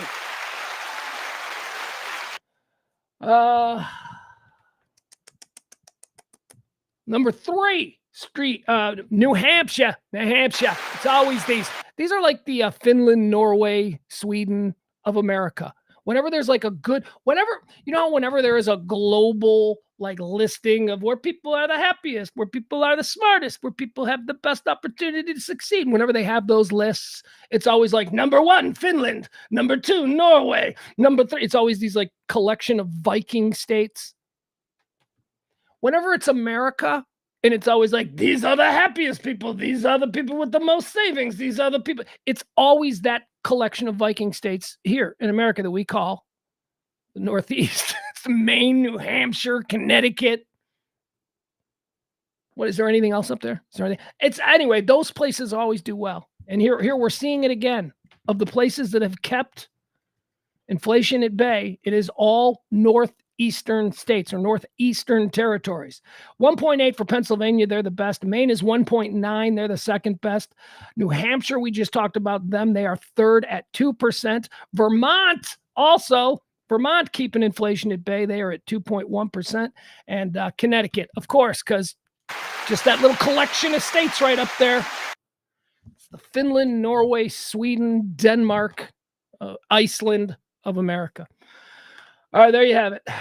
So, yeah, hey, all of those, the places that are getting raped the hardest by inflation are all in one part of the country, and the states that seem to be handling inflation the best are all in another part of the country. Them's just the statistics. You draw from that whatever you will. Moving on. Speaking of how we're being affected, speaking of how we, the fine folks of the middle class, the fine working class Joes and Jills of America in 2024, let's move on to our wealthy neighbor, shall we? Because boy, oh boy, here's a story. Every day there seems to be another story about how fucking awesome it is to be rich. Oh, it's so great to be rich. Every day I bring you a story about how great it is to be rich. Well, this one, hey, you know how your brother-in-law can't sell his house? He's been trying to sell his damn house for the last 2 years, and it won't sell because nobody's getting mortgages because of the interest rates. Yeah, regular people, our homes, that's kind of the epicenter for all the equity that we're hoping to build over the course of a lifetime as we build a family and contribute to greater society. Yeah, those. They're fucking worthless. They are worthless with the current mortgage rates, with the current interest rates. Absolutely worthless. Nobody wants to buy a home at like 50% interest. Nobody's doing it. Once again, we, the middle class, we are getting bent over. We're getting screwed over. It's us who are affected by we got to raise the interest rate so that we can bring down inflation. How's that fucking working for you? Inflation ain't coming down. Your cousins can't sell their house. Meanwhile, here's something that's happening on the other side of the tracks. For instance, this house, this beautiful, beautiful 1%er compound in luxurious Highland Park, Texas. Been for sale for a while. A couple people came in. The interest rate, a difficult time. Difficult time to be buying and selling a house. Yep. Not anymore. You know why? I don't know. Somebody, I think, came in and just had with a suitcase of money and went, Mr. Moneybags McGee, I've got nothing but money, so I'm going to gather up all of my monies and I'm going to just start buying everything. That's what's happening. Set a record last year. Cash home sales are booming. The people among us who can buy an entire house with just the cash they got in their fucking couch cushions, those people are buying everything right now. They're taking advantage of the interest rates. They're taking advantage of the fact that the middle class can't grow their wealth and in fact is going in the other direction, losing equity in their homes. They're taking advantage of that. They're swooping down. They're buying everything with cash. Good for them. Good for them. Telling you, this has been another edition of It's Good to Be Rich. It's also good to be rich. Here's another story, and this is not related. This just happens to have been the next story that I found. Travel lounges. You know how when I was a kid, there were people who took buses places, Greyhounds and whatnot, trailways, if you will. Every Coke has a Pepsi. Greyhound has trailways. There were people who took buses, and then there were people who took planes. And planes, where are you going? Well, we're going to New Orleans. How are you getting there? Taking a bus? You'd be like, oh, you're a loser person. But then I'm going to New Orleans. I'm flying. You're like, oh my goodness. You must be a success. Flying used to mean something. Now it doesn't mean anything at all. Now flying is basically the Greyhound bus. It's just, you see the videos, you see the people that we're forced to sit there with. We're seeing, in the event of tragedy, the people that we're going to die with, the people who are going to be in line with for heaven or hell at the pearly gates, the great unwashed, if you will, the grossos. That's what flying is now. And it's why we've seen such an uptick in the popularity of private jets. Private jets didn't used to be a thing. Now they're a thing. Everybody's got a private jet. Everybody. Like mid-level TV stars have to fly private everywhere. That didn't used to be a thing. There was one private jet. It was called a Learjet, and everything was called a Learjet. What is that? It's a Learjet. Now everybody flies private. Half of my friends who aren't even celebrities fly private because they can. All right. So what about the folks that can't fly private? What about the other rich folks who are forced to hang out with us, the great unwashed in airports? Well, boy, do they have something. New travel lounges are popping up at airports all around the country. These are travel lounges funded by banking institutions, like big banking institutions and Wall Street banks. And well, for the special customers, you don't have to sit on one of those hard plastic and metal benches while waiting to board your flight. No, listen to this.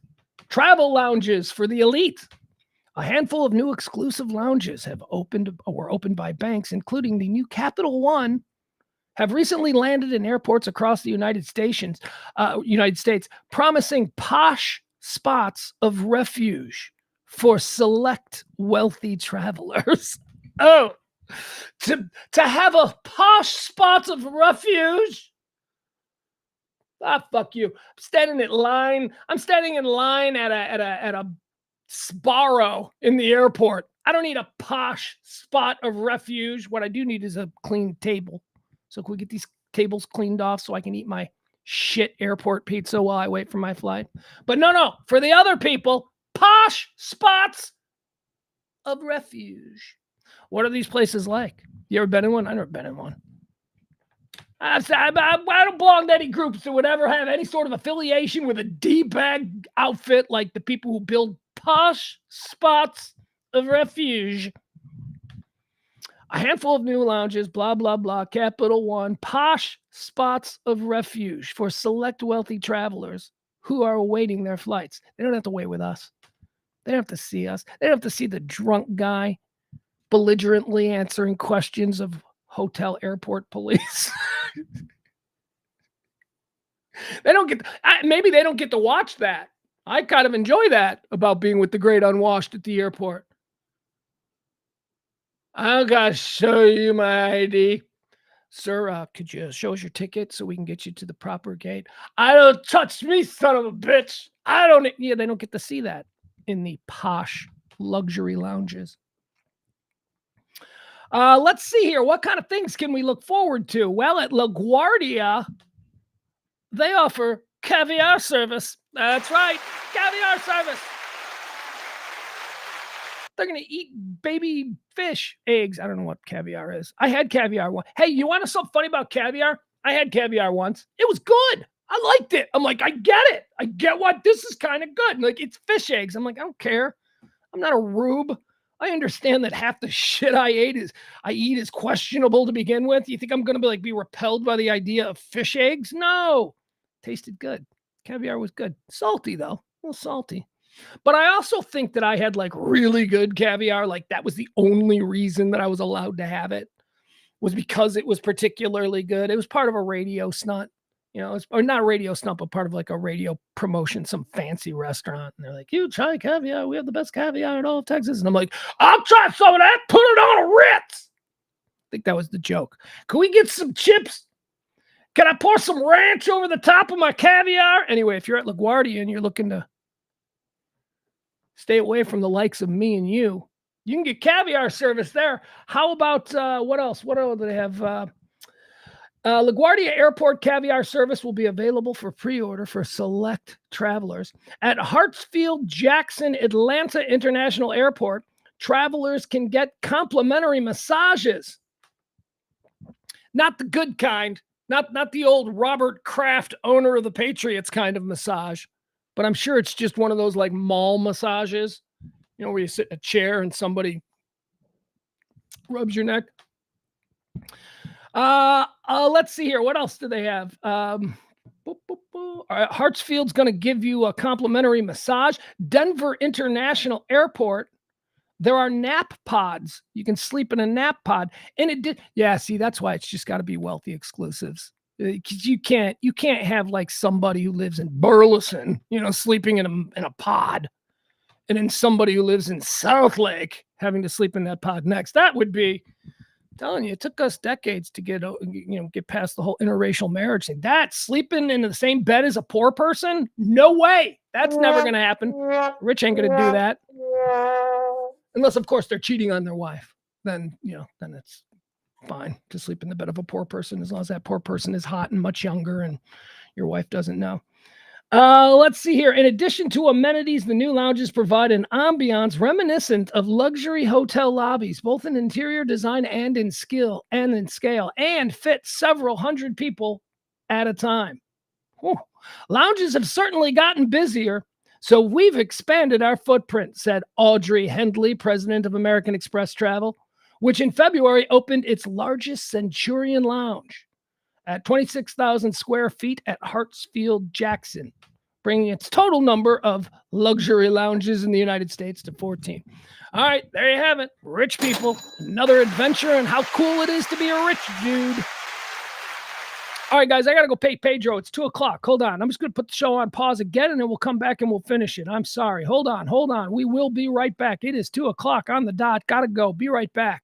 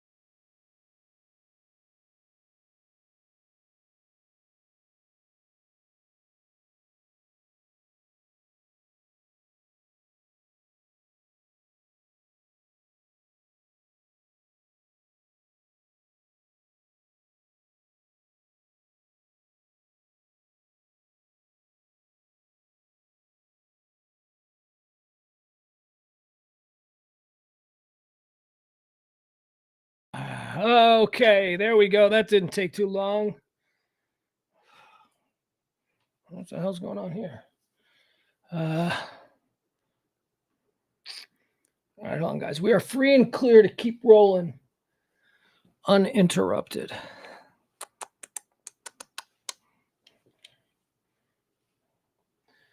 I just need to sign back in. For some reason, it signed me out. Verify it's you. It's me.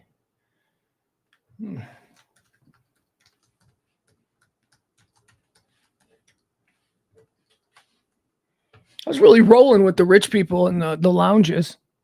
You're just jealous. Oh, I'm fucking way past jealous, you simple-minded fool. It's gone way past. Yeah, at some point, I mean, jealousy is a very, very easy to reach emotional reaction to something. I am way past jealousy. Oh, you're just jealous, yeah? And if you're not at least at jealousy or past jealousy and enraged at the way this, as I like to say, Ponzi scheme of a country.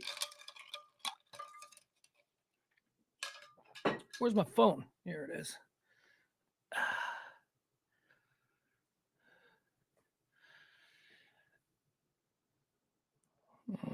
There we go. All right. We get rid of Be Right Back. That can go. And we'll put this one up. Why not? There you go. Just a reminder. Okay, so we're free and clear now. Free and clear. I'm sorry about the interruptions, but I hope you at least appreciate that I started today's show at just about 12 o'clock. I think it was 12:01 when I hit. So pretty good. I made an effort. But now we're free and clear and we're in overtime as it is. So let's keep going. All right, let's see. Where were we? We were just talking about the luxury lounges, right? So what else do we have? Terrell Suggs. Yeah, I wanted to mention this. I like this story. Teat Sizzle, Terrell Suggs, legendary linebacker. Is linebacker? Who's he like a one tech? Is he a nose guy? What was Terrell Suggs? What was he listed as? Because I think that's ex-NFL star Terrell Suggs arrested following Arizona Starbucks incident. Let's see what happened here. Former Baltimore Ravens star Terrell Suggs was arrested Tuesday, the result of an incident at a Starbucks last month. Suggs was charged with threatening and intimidating and disorderly conduct with a weapon and released early Wednesday morning. Okay, so you want to here's the details. On March 10th, Suggs, driving a black Range Rover, ooh, I bet it's nice, driving a black Range Rover, threatened to kill another driver after he backed into his car while trying to reverse in a Starbucks drive-thru. See, here's what happened. Terrell Suggs in his black Range Rover overshot the pay window, right? You ever do this when you're in a drive-thru and you're just riding the bumper of the person in front of you because it's like, let's go. You know, we've all been there, so I guess that's what's happening. Terrell Suggs, as is the case sometimes, he overshot the pay window, so he had to back up. But now he couldn't back up because, you know, the dude was riding his ass, so now there's no room. So what he does is he just bangs into him. Now the guy's backing up. Now he's like, all right, I got it. And so he pays. Dude who got backed into by Terrell Suggs exits his car. Boy, oh boy, was he in for a surprise, huh? Because I don't care what Terrell Suggs looks like now post-retirement. It's still got to be pretty, you know, look, I might get out of my car. Look, I'm going to tell you something, kid. And, you know, I get out of the car all tough. And then Terrell Suggs gets out. I'm like, woo, getting back in my car. Even on my best day, at my best age, in my prime, probably not going to happen. So we'll continue the story here. On March 10th, Suggs, driving a black Range Rover, threatened to kill another driver after he backed into his car while trying to reverse in the Starbucks drive-thru line. After initially driving past the ordering speaker, according to the police, he overshot it. After Suggs hit the car, he and the man whose car Suggs hit got out of their vehicles and began arguing about whether or not Suggs actually hit the man's car. Well, I guess I shouldn't say, because it seems like it was presented in the story like there's no doubt he hit his car. I mean, but then there's no mention of damage or anything. So it could just be, I didn't hit you, you hit me. I don't know, whatever. After Suggs hit the car, he and the man whose car Suggs hit got out of their vehicle and began arguing about whether or not Suggs actually hit the man's car. Both men got back into their cars without incident. I'm telling you, has a lot to do with one of the men being Terrell Suggs. That's why it was without incident. The other guy was like, if you were anybody other than, a Baltimore Ravens legend, I would tell you what for, young man. Suggs actually hit the man's car. Both men got back in their cars without incident and finished their Starbucks orders. But when Suggs drove away, Suggs struck his middle finger up at the other man. So he did that thing. All right, I'm out of here. Boo, birds, bitches. You roll away. So Suggs does that. But then the other man rolled his window down and was like, "Gah, gah, gah, gah, gah, gah," and like yelled something. So, of course, being an emotional infant and totally driven, I'm sure, by his own unhinged narcissism and out of control ego, Terrell Suggs couldn't let someone just yell at him as he drives away. Terrell Suggs couldn't just keep driving away. No, Terrell Suggs stopped, got out of his car, pulled a gun, pointed it at the guy, and we're off to the races. And that's what happened. And now Terrell Suggs has been arrested for that. So good times. Terrell Suggs playing with the gun. Now, what does he say? He's got some bullshit excuse for it. Suggs relates to... All right, so here's Suggs' statement. I was in a quiet area of Scottsdale in the middle of the day in a Starbucks drive-thru near my home when an incident happened with a vehicle behind me. I was getting coffee. I was not looking for any trouble. When the man in the other vehicle escalated the situation, I feared for my safety, not knowing what his intentions were. Throughout the incident, I was the one who felt in danger, me, Terrell Suggs, while fearing I would be followed home, and I feared for the safety of my family nearby and my residents. I acted in self-defense. That's some bullshit right there. That is some bullshit. Oh, that ain't no retired NFL player either. That's not how they act. These dudes are looking for any opportunity to get those competitive juices flowing again. And if it means jawing at a dude in a Starbucks drive-thru, so be it. But that is not describe at all how Terrell Suggs acted. I was scared. What if he was going to follow me? Come on. Anyway, more pro athletes acting bad. Pro athletes. They're out there, folks. Avoid them, especially after a few drinks. And I guess coffee as well. Coach Prime, far be it from me to do a Coach Prime story that sort of is positive, but here we are. I got a nice story about Coach Prime. Now, those of you who know me, you know that I think Deion Sanders is one of the most duplicitous individuals ever. Oh my God. I don't think he's a good human being. Not in the slightest do I think that Deion Sanders is a good human being. Might be a good father, might be good to his family and all that kind of stuff. But who isn't? You don't get points for loving your children. He's a piece of shit, in my opinion. However, I have some personal run-ins throughout history with Deion Sanders. So, although because we're in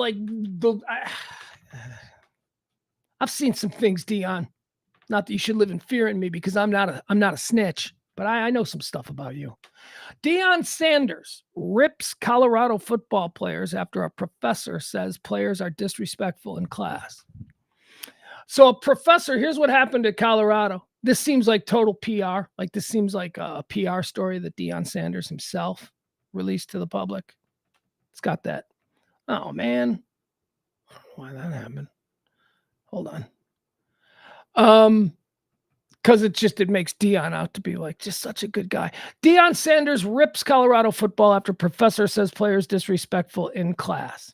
Colorado football coach Deion Sanders has been outspoken in the past about fostering a culture that prepares his players for life after their playing careers. Naturally, the former Jackson State coach ripped into the Buffaloes in a recent team meeting. Those are his players. In a recent team meeting after a professor at the school emailed Sanders about his players being disrespectful in class. Here's what Deion said to his team. He said, "You on the field, but you ain't doing nothing." Okay. "You in a relationship, but you ain't got no love. You at the mall, but you ain't got no money. got a lot of ability, but no darn talent. Sanders was making a point after a professor noted there were players in their class that were present, but not really in class, if you know what I mean, due to being distracted and distracting other students. Sanders has just finished his other season, his second season as a Power 5 coach. Last season, Sanders and the Buffaloes got off to a strong start with a season-opening win at TCU before finishing 4-8. Oh, it was so great. Do you remember how crazy people were? Remember the idiots? They're like, I'm suddenly a Buffaloes fan. I love Colorado because Deion Sanders, they're going to run the table. They're going to be in the national chip. And then the fucking whole season just went in the toilet. It's like, nah, ain't that good. Deion Sanders also said to his team, you going to get something out of this. You going to be a man or you're going to be a great football player. And since you choose not to be great football players, we're just going to have to make you all men. And I'm sorry, but I kind of applaud that sentiment. I think that's terrific. Look at me. Congratulating Deion Sanders. Although, also, that story, it's like he wrote it. He's like, here's what I said to him because I'm such a great mentor and leader of men. What else do we have here? Get ready because somebody's going to the moon and it ain't going to be an American. Nope. It's been announced by NASA. The next person to set foot on the moon is not going to be an American. It'll mark the first non-American to set foot on the moon. It's going to be, nobody else has done it. So here we go. Guess what country? Japan. Yep. Going to be a Japanese astronaut. 2 days after the distinctly American eclipse, President Joe Biden announced that on the next visit to our closest celestial neighbor, the moon, the U.S. will be accompanied by one of its closest friends, Japan. A Japanese astronaut will become the first non-American ever to land on the moon. All right, very good. How exciting. It's all pipe dreams at this point, so I don't know what it's about. Look, I understand the Artemis program is very important, and we're making nice little movement with the Artemis program. Just had a big accomplishment recently, or so they told us. I don't know. I'm not a scientist. But come on. We're not close to going back to the moon. I'll get excited about it when we do. We got a death. The death, Aki Bono is dead. You guys know who Aki Bono is? Aki Bono is a sumo wrestler. He was the first American-born sumo grand champion. That means something. I don't know if it means as much as like being a Japanese citizen stepping foot on the moon. That's going to be a big one, but kind of a related story. Aki Bono is a Japanese-American sumo wrestler who I think came out of Hawaii, I want to say.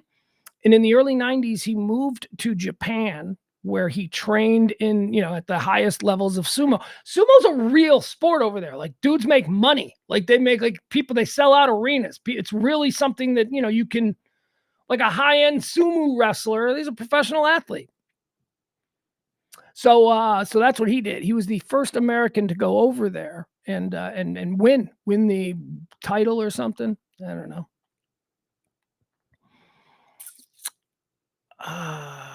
Shut up, Jeff. Jeff's saying stupid people stuff. You're better than that, Jeff.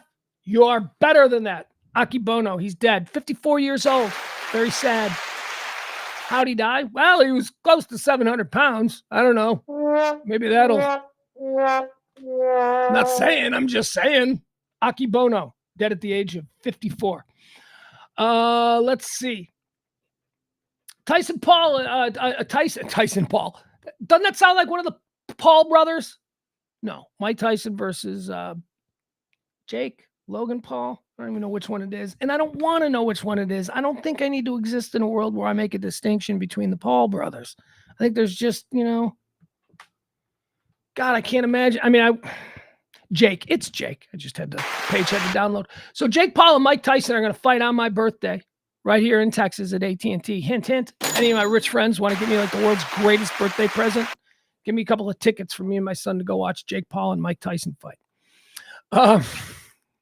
It's not going to happen, but I could throw it out there. So here's the thing. Is it an exhibition or is it a real fight? It's obviously an exhibition. Jake Paul wants it to count on his pro record because he wants to be able to say, I want a professional fight against Mike. He wants that. Jake Paul is now contradicting Mike Tyson with new rules update ahead of the big fight. Jake Paul has contradicted Mike Tyson over the rules for their boxing fight, insisting that he wants it to be a professional bout. Paul and Tyson will clash in Texas this summer despite the nearly 30-year age gap. Tyson will be 58 when he steps through the ropes, and concerns have been raised over whether he should fight or whether the fight should be sanctioned by Texas authorities. Tyson himself admitted the fight would be an exhibition, but Paul has contradicted the heavyweight legend and insists they hope the fight will be added to their professional records. Mike and I want this to be a pro fight. Full face shots. We're submitting that request to the commission. It's an all-out war. He's just selling that the type shit. It's an exhibition. It's not going to be sanctioned by any governing body. They're going to wear giant balloon gloves. Yeah, guys, they're probably going to wear like 40-ounce gloves. They already admitted that he admitted in this story, as a matter of fact, that they are wearing the exhibition gloves, which harder to knock somebody out with those. There's been all these fake videos about us not being able to hit each other, and we'll be wearing the big gloves, but the rest of it is all fake news. Well, you're wearing the fake gloves. You're not going to be, it's like you got balloon hands. You're just going to be a boom, boom, boom. Anyway. Look. I think Jake Paul is going to beat the fuck out of him. I really do. And I don't want that to happen. I just don't want that to happen. But I think he is. Because Mike Tyson is a 60-something-year-old pothead or whatever he is. I don't know. 58 or something, 57. He's an old pothead. And yes, he used to be great. Probably the second greatest heavyweight of my lifetime. But he's 50-something years old. And Jake Paul is like, what, 29, 28, something like that? And look, I know that we all just want to make fun of Jake Paul for whatever reason. But have you seen that dude? He is a chiseled Adonis. That dude is ripped, yoked, strong, and he's actually a real boxer at this point. It's no longer, he's a YouTuber climbing into the ring. Oh, really? Oh, great. How's this going to go? Yeah, you could say that and have credibility 5 years ago, but he's been training boxing for 5 years at the absolute highest level with the absolute most expensive and highly regarded coaches. He's a real boxer. Whether you want to give him credit for that or not, get past your biases. I have. He's a real boxer. You can't not be. He has put in all of the time. Yes, of course, when it started, it was funny. It's a YouTuber and he's going to get, but that's not what happened. He actually dedicated himself to it and he's doing real boxing. Now, do I think that Jake Paul here's the question, Jake Paul of 2024 with his 5 years now of boxing and all this stuff, Jake Paul in 2024 in his prime, what would happen if he fought Mike Tyson in 1986 in his prime? Well, Jake Paul, God rest his soul. That's what would have happened. But that's not where we are right now. Mike Tyson is a 60-year-old pothead. And Jake Paul is not a pussy. As much as we want to make him, he's just a YouTuber. No, he's not. First of all, he's like 6'6". He's like 6'6" and 260 pounds of just ripped. He's an intimidating dude on his own. So the question is this: is Mike Tyson going to be able to get off one of his bombs? If he can, and it connects, I do not believe that Jake Paul will be able to take that. But what if he can? What if he can't for any number of reasons? What if he can just because Mike Tyson is now a 60-year-old pothead throwing that bomb and not some unmedicated bipolar lunatic set loose in a ring for, 12 rounds? It's a little different scenario. Mike's all drugged up. He's like when rich people bring tigers and lions to their daughter's 12th birthday party. Those tigers and lions are all doped up. They ain't doing nothing to nobody. I don't know. I worry about that. And I don't want it to happen because I like Mike Tyson. I love Mike Tyson. He's a big part of my childhood. All right, moving on. Tyson versus Paul. There is absolutely no understanding, at least on my part, about what the rules are and what this is actually going to be. But I still want to go. I still want to be there for the circus. All right, let's see here. Bum, bum, bum. All right, we'll finish with this. This was an article that I found that I thought was funny because it's absurd, but I had to cut and paste some of them, so bear with me as I struggle through it. All right, so these are sayings. These are traditional sayings that we are apparently not allowed to use anymore because I don't want to say the W word because I hate the W word. I hate people. Here's what I hate.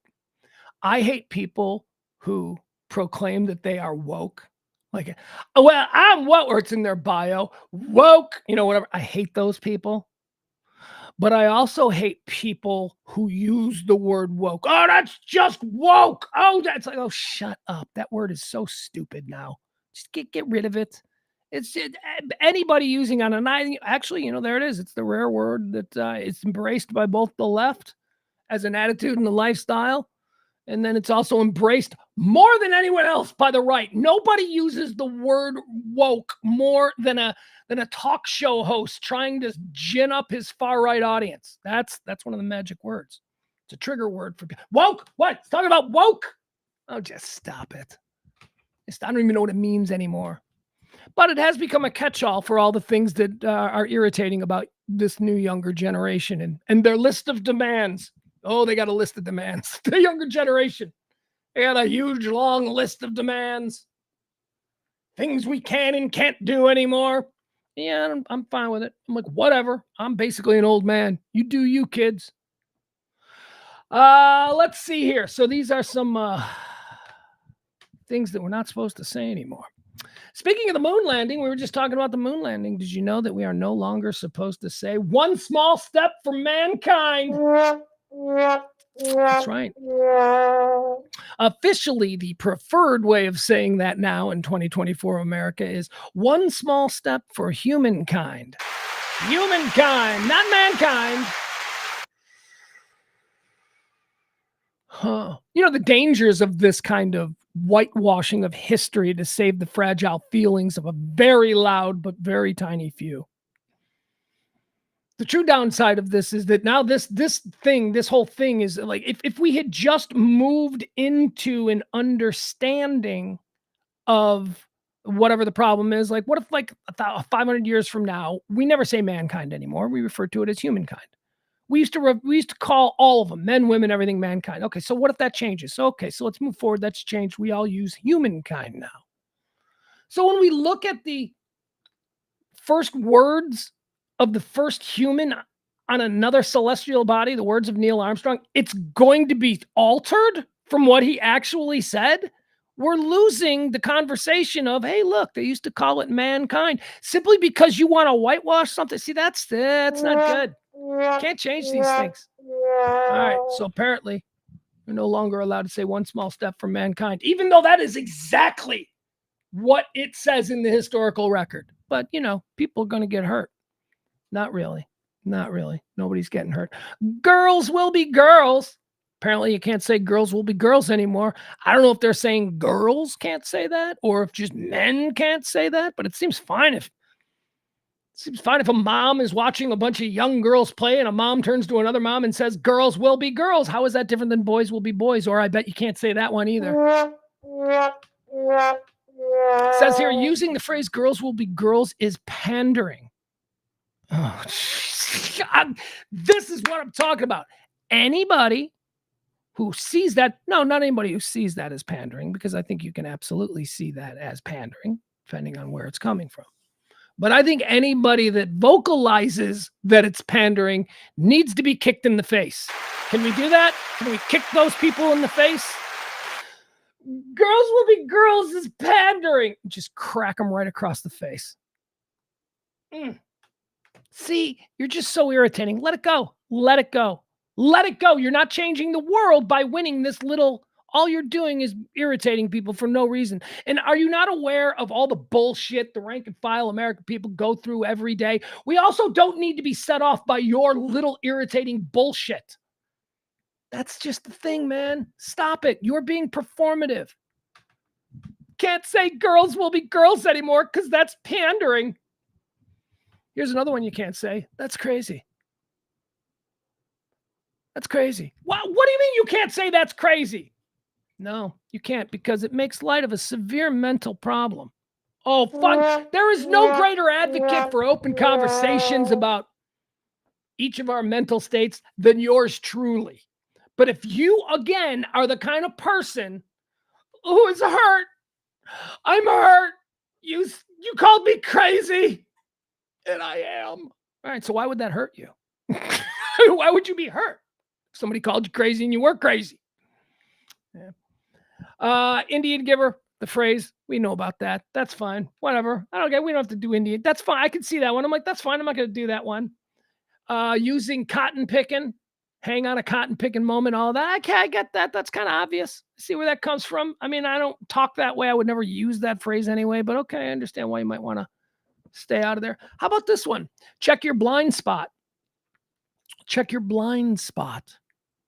While it is important to check difficult to see areas when driving, some people take offense to the term blind spot. Fuck those people. If you take offense to the term blind spot, screw you. I don't give a shit what you're offended by, because you're obviously an asshole or a crazy person or an emotional infant or somebody who's just so desperate for some attention.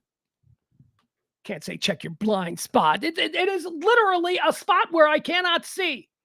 But when you say that, you belittle the plight of those who are. No, I don't. How? Let's do that. Okay, I got a chalkboard. Show me the breakdown of how I've just belittled people who are actually suffering with a. I don't need that one. That one's stupid. What else? Okay, hold on. Oh, I lost these. Grandfathered in. They say grandfathered in is something we can't say anymore because it's a Jim Crow law. Now, apparently, when those laws went away and they were flipped over, if you had a grandfather who was a racist, apparently you were allowed to be a racist. I think that's how it works. Am I right on that? No, that's not it.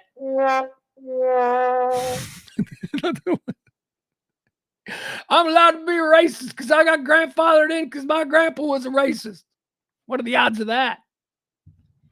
The term grandfathered in comes from the grandfather clause, which was used in southern states during the Jim Crow era.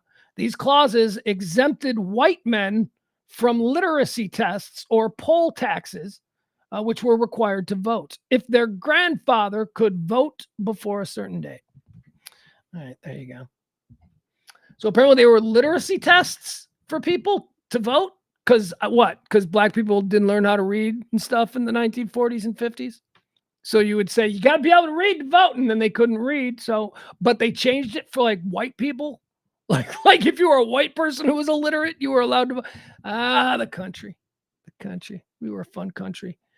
Blacklist. Here's one that got really, really bad. Referring to being frozen out or losing opportunity as a blacklist is no longer something that we can use. And we'll end on this one because I think this is the most glaring example of how nobody is actually hurt by these things. It's all just performative.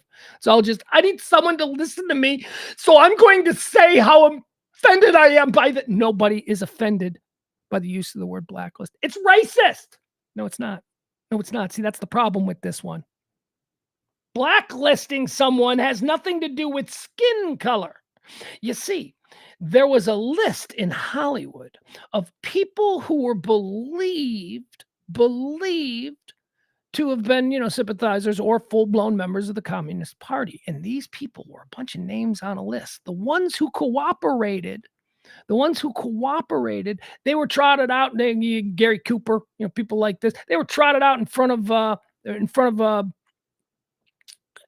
Congress, and they would, I love America, and I would root out a communist, and those people were allowed to go. So their names remained visible on that sheet of paper of people who were known to be communists. Other people, your Dalton Trumbolls, your Paul Hennings, these were people who were incredibly highly regarded, and then they wouldn't go in front of Congress. They wouldn't denounce their friends. They wouldn't tell secrets about people for whatever reason. They thought this was, dare we say, a witch hunt.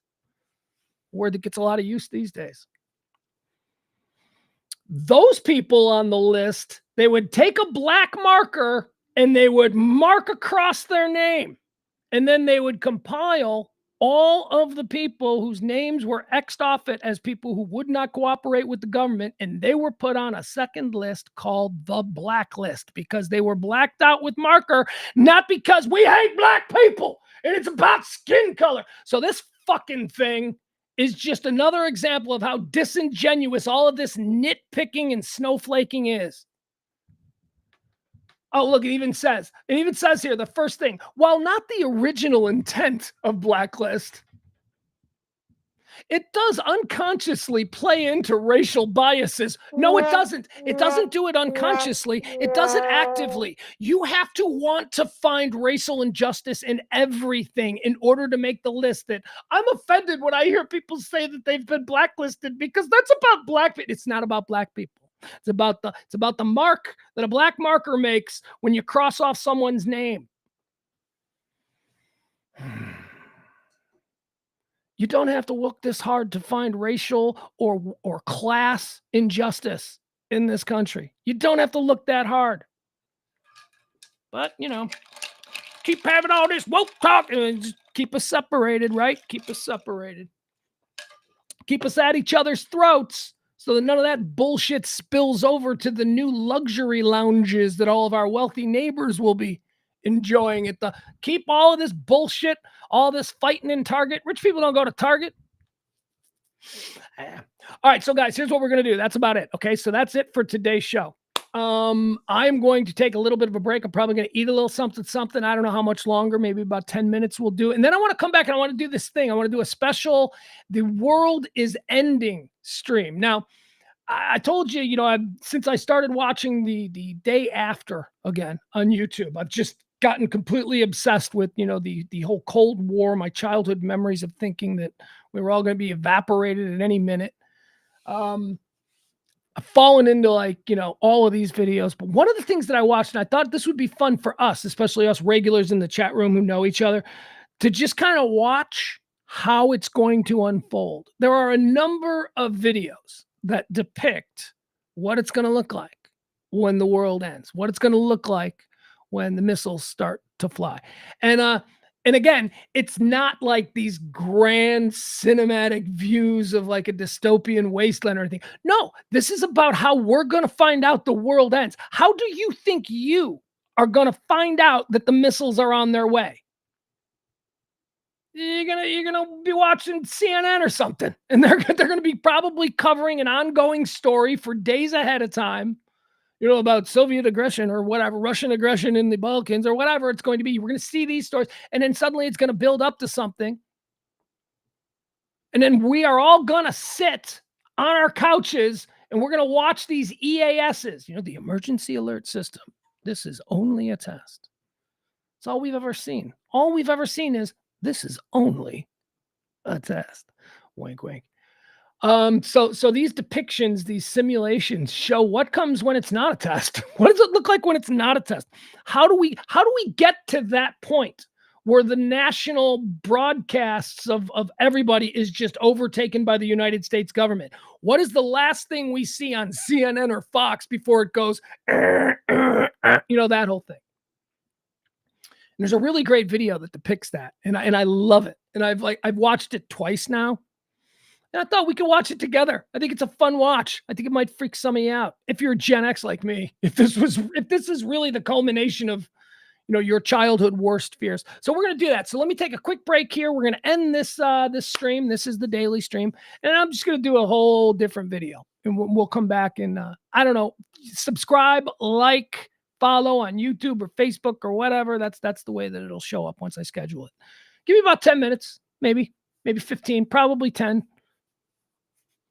Yeah, I don't think it won't be 3:00. It won't be top of the hour. Just give me about 10 minutes, okay? Go do your thing. I got to do my thing. We'll be right back. Appreciate you. No show tomorrow. Remember, no high noon show tomorrow because that's the last day that we're doing here at the Comfort Nest Lounges. Just gonna miss it. I'm gonna miss the Comfort Nest Lounge studio. Remember when we had the other studio for a couple of months in the summer? That was fun. I like that studio too. But this one's our home. And it's going away. All right, give me a break. Well, about 10 minutes, and then we'll come back. We'll do more. Love you guys. Bye.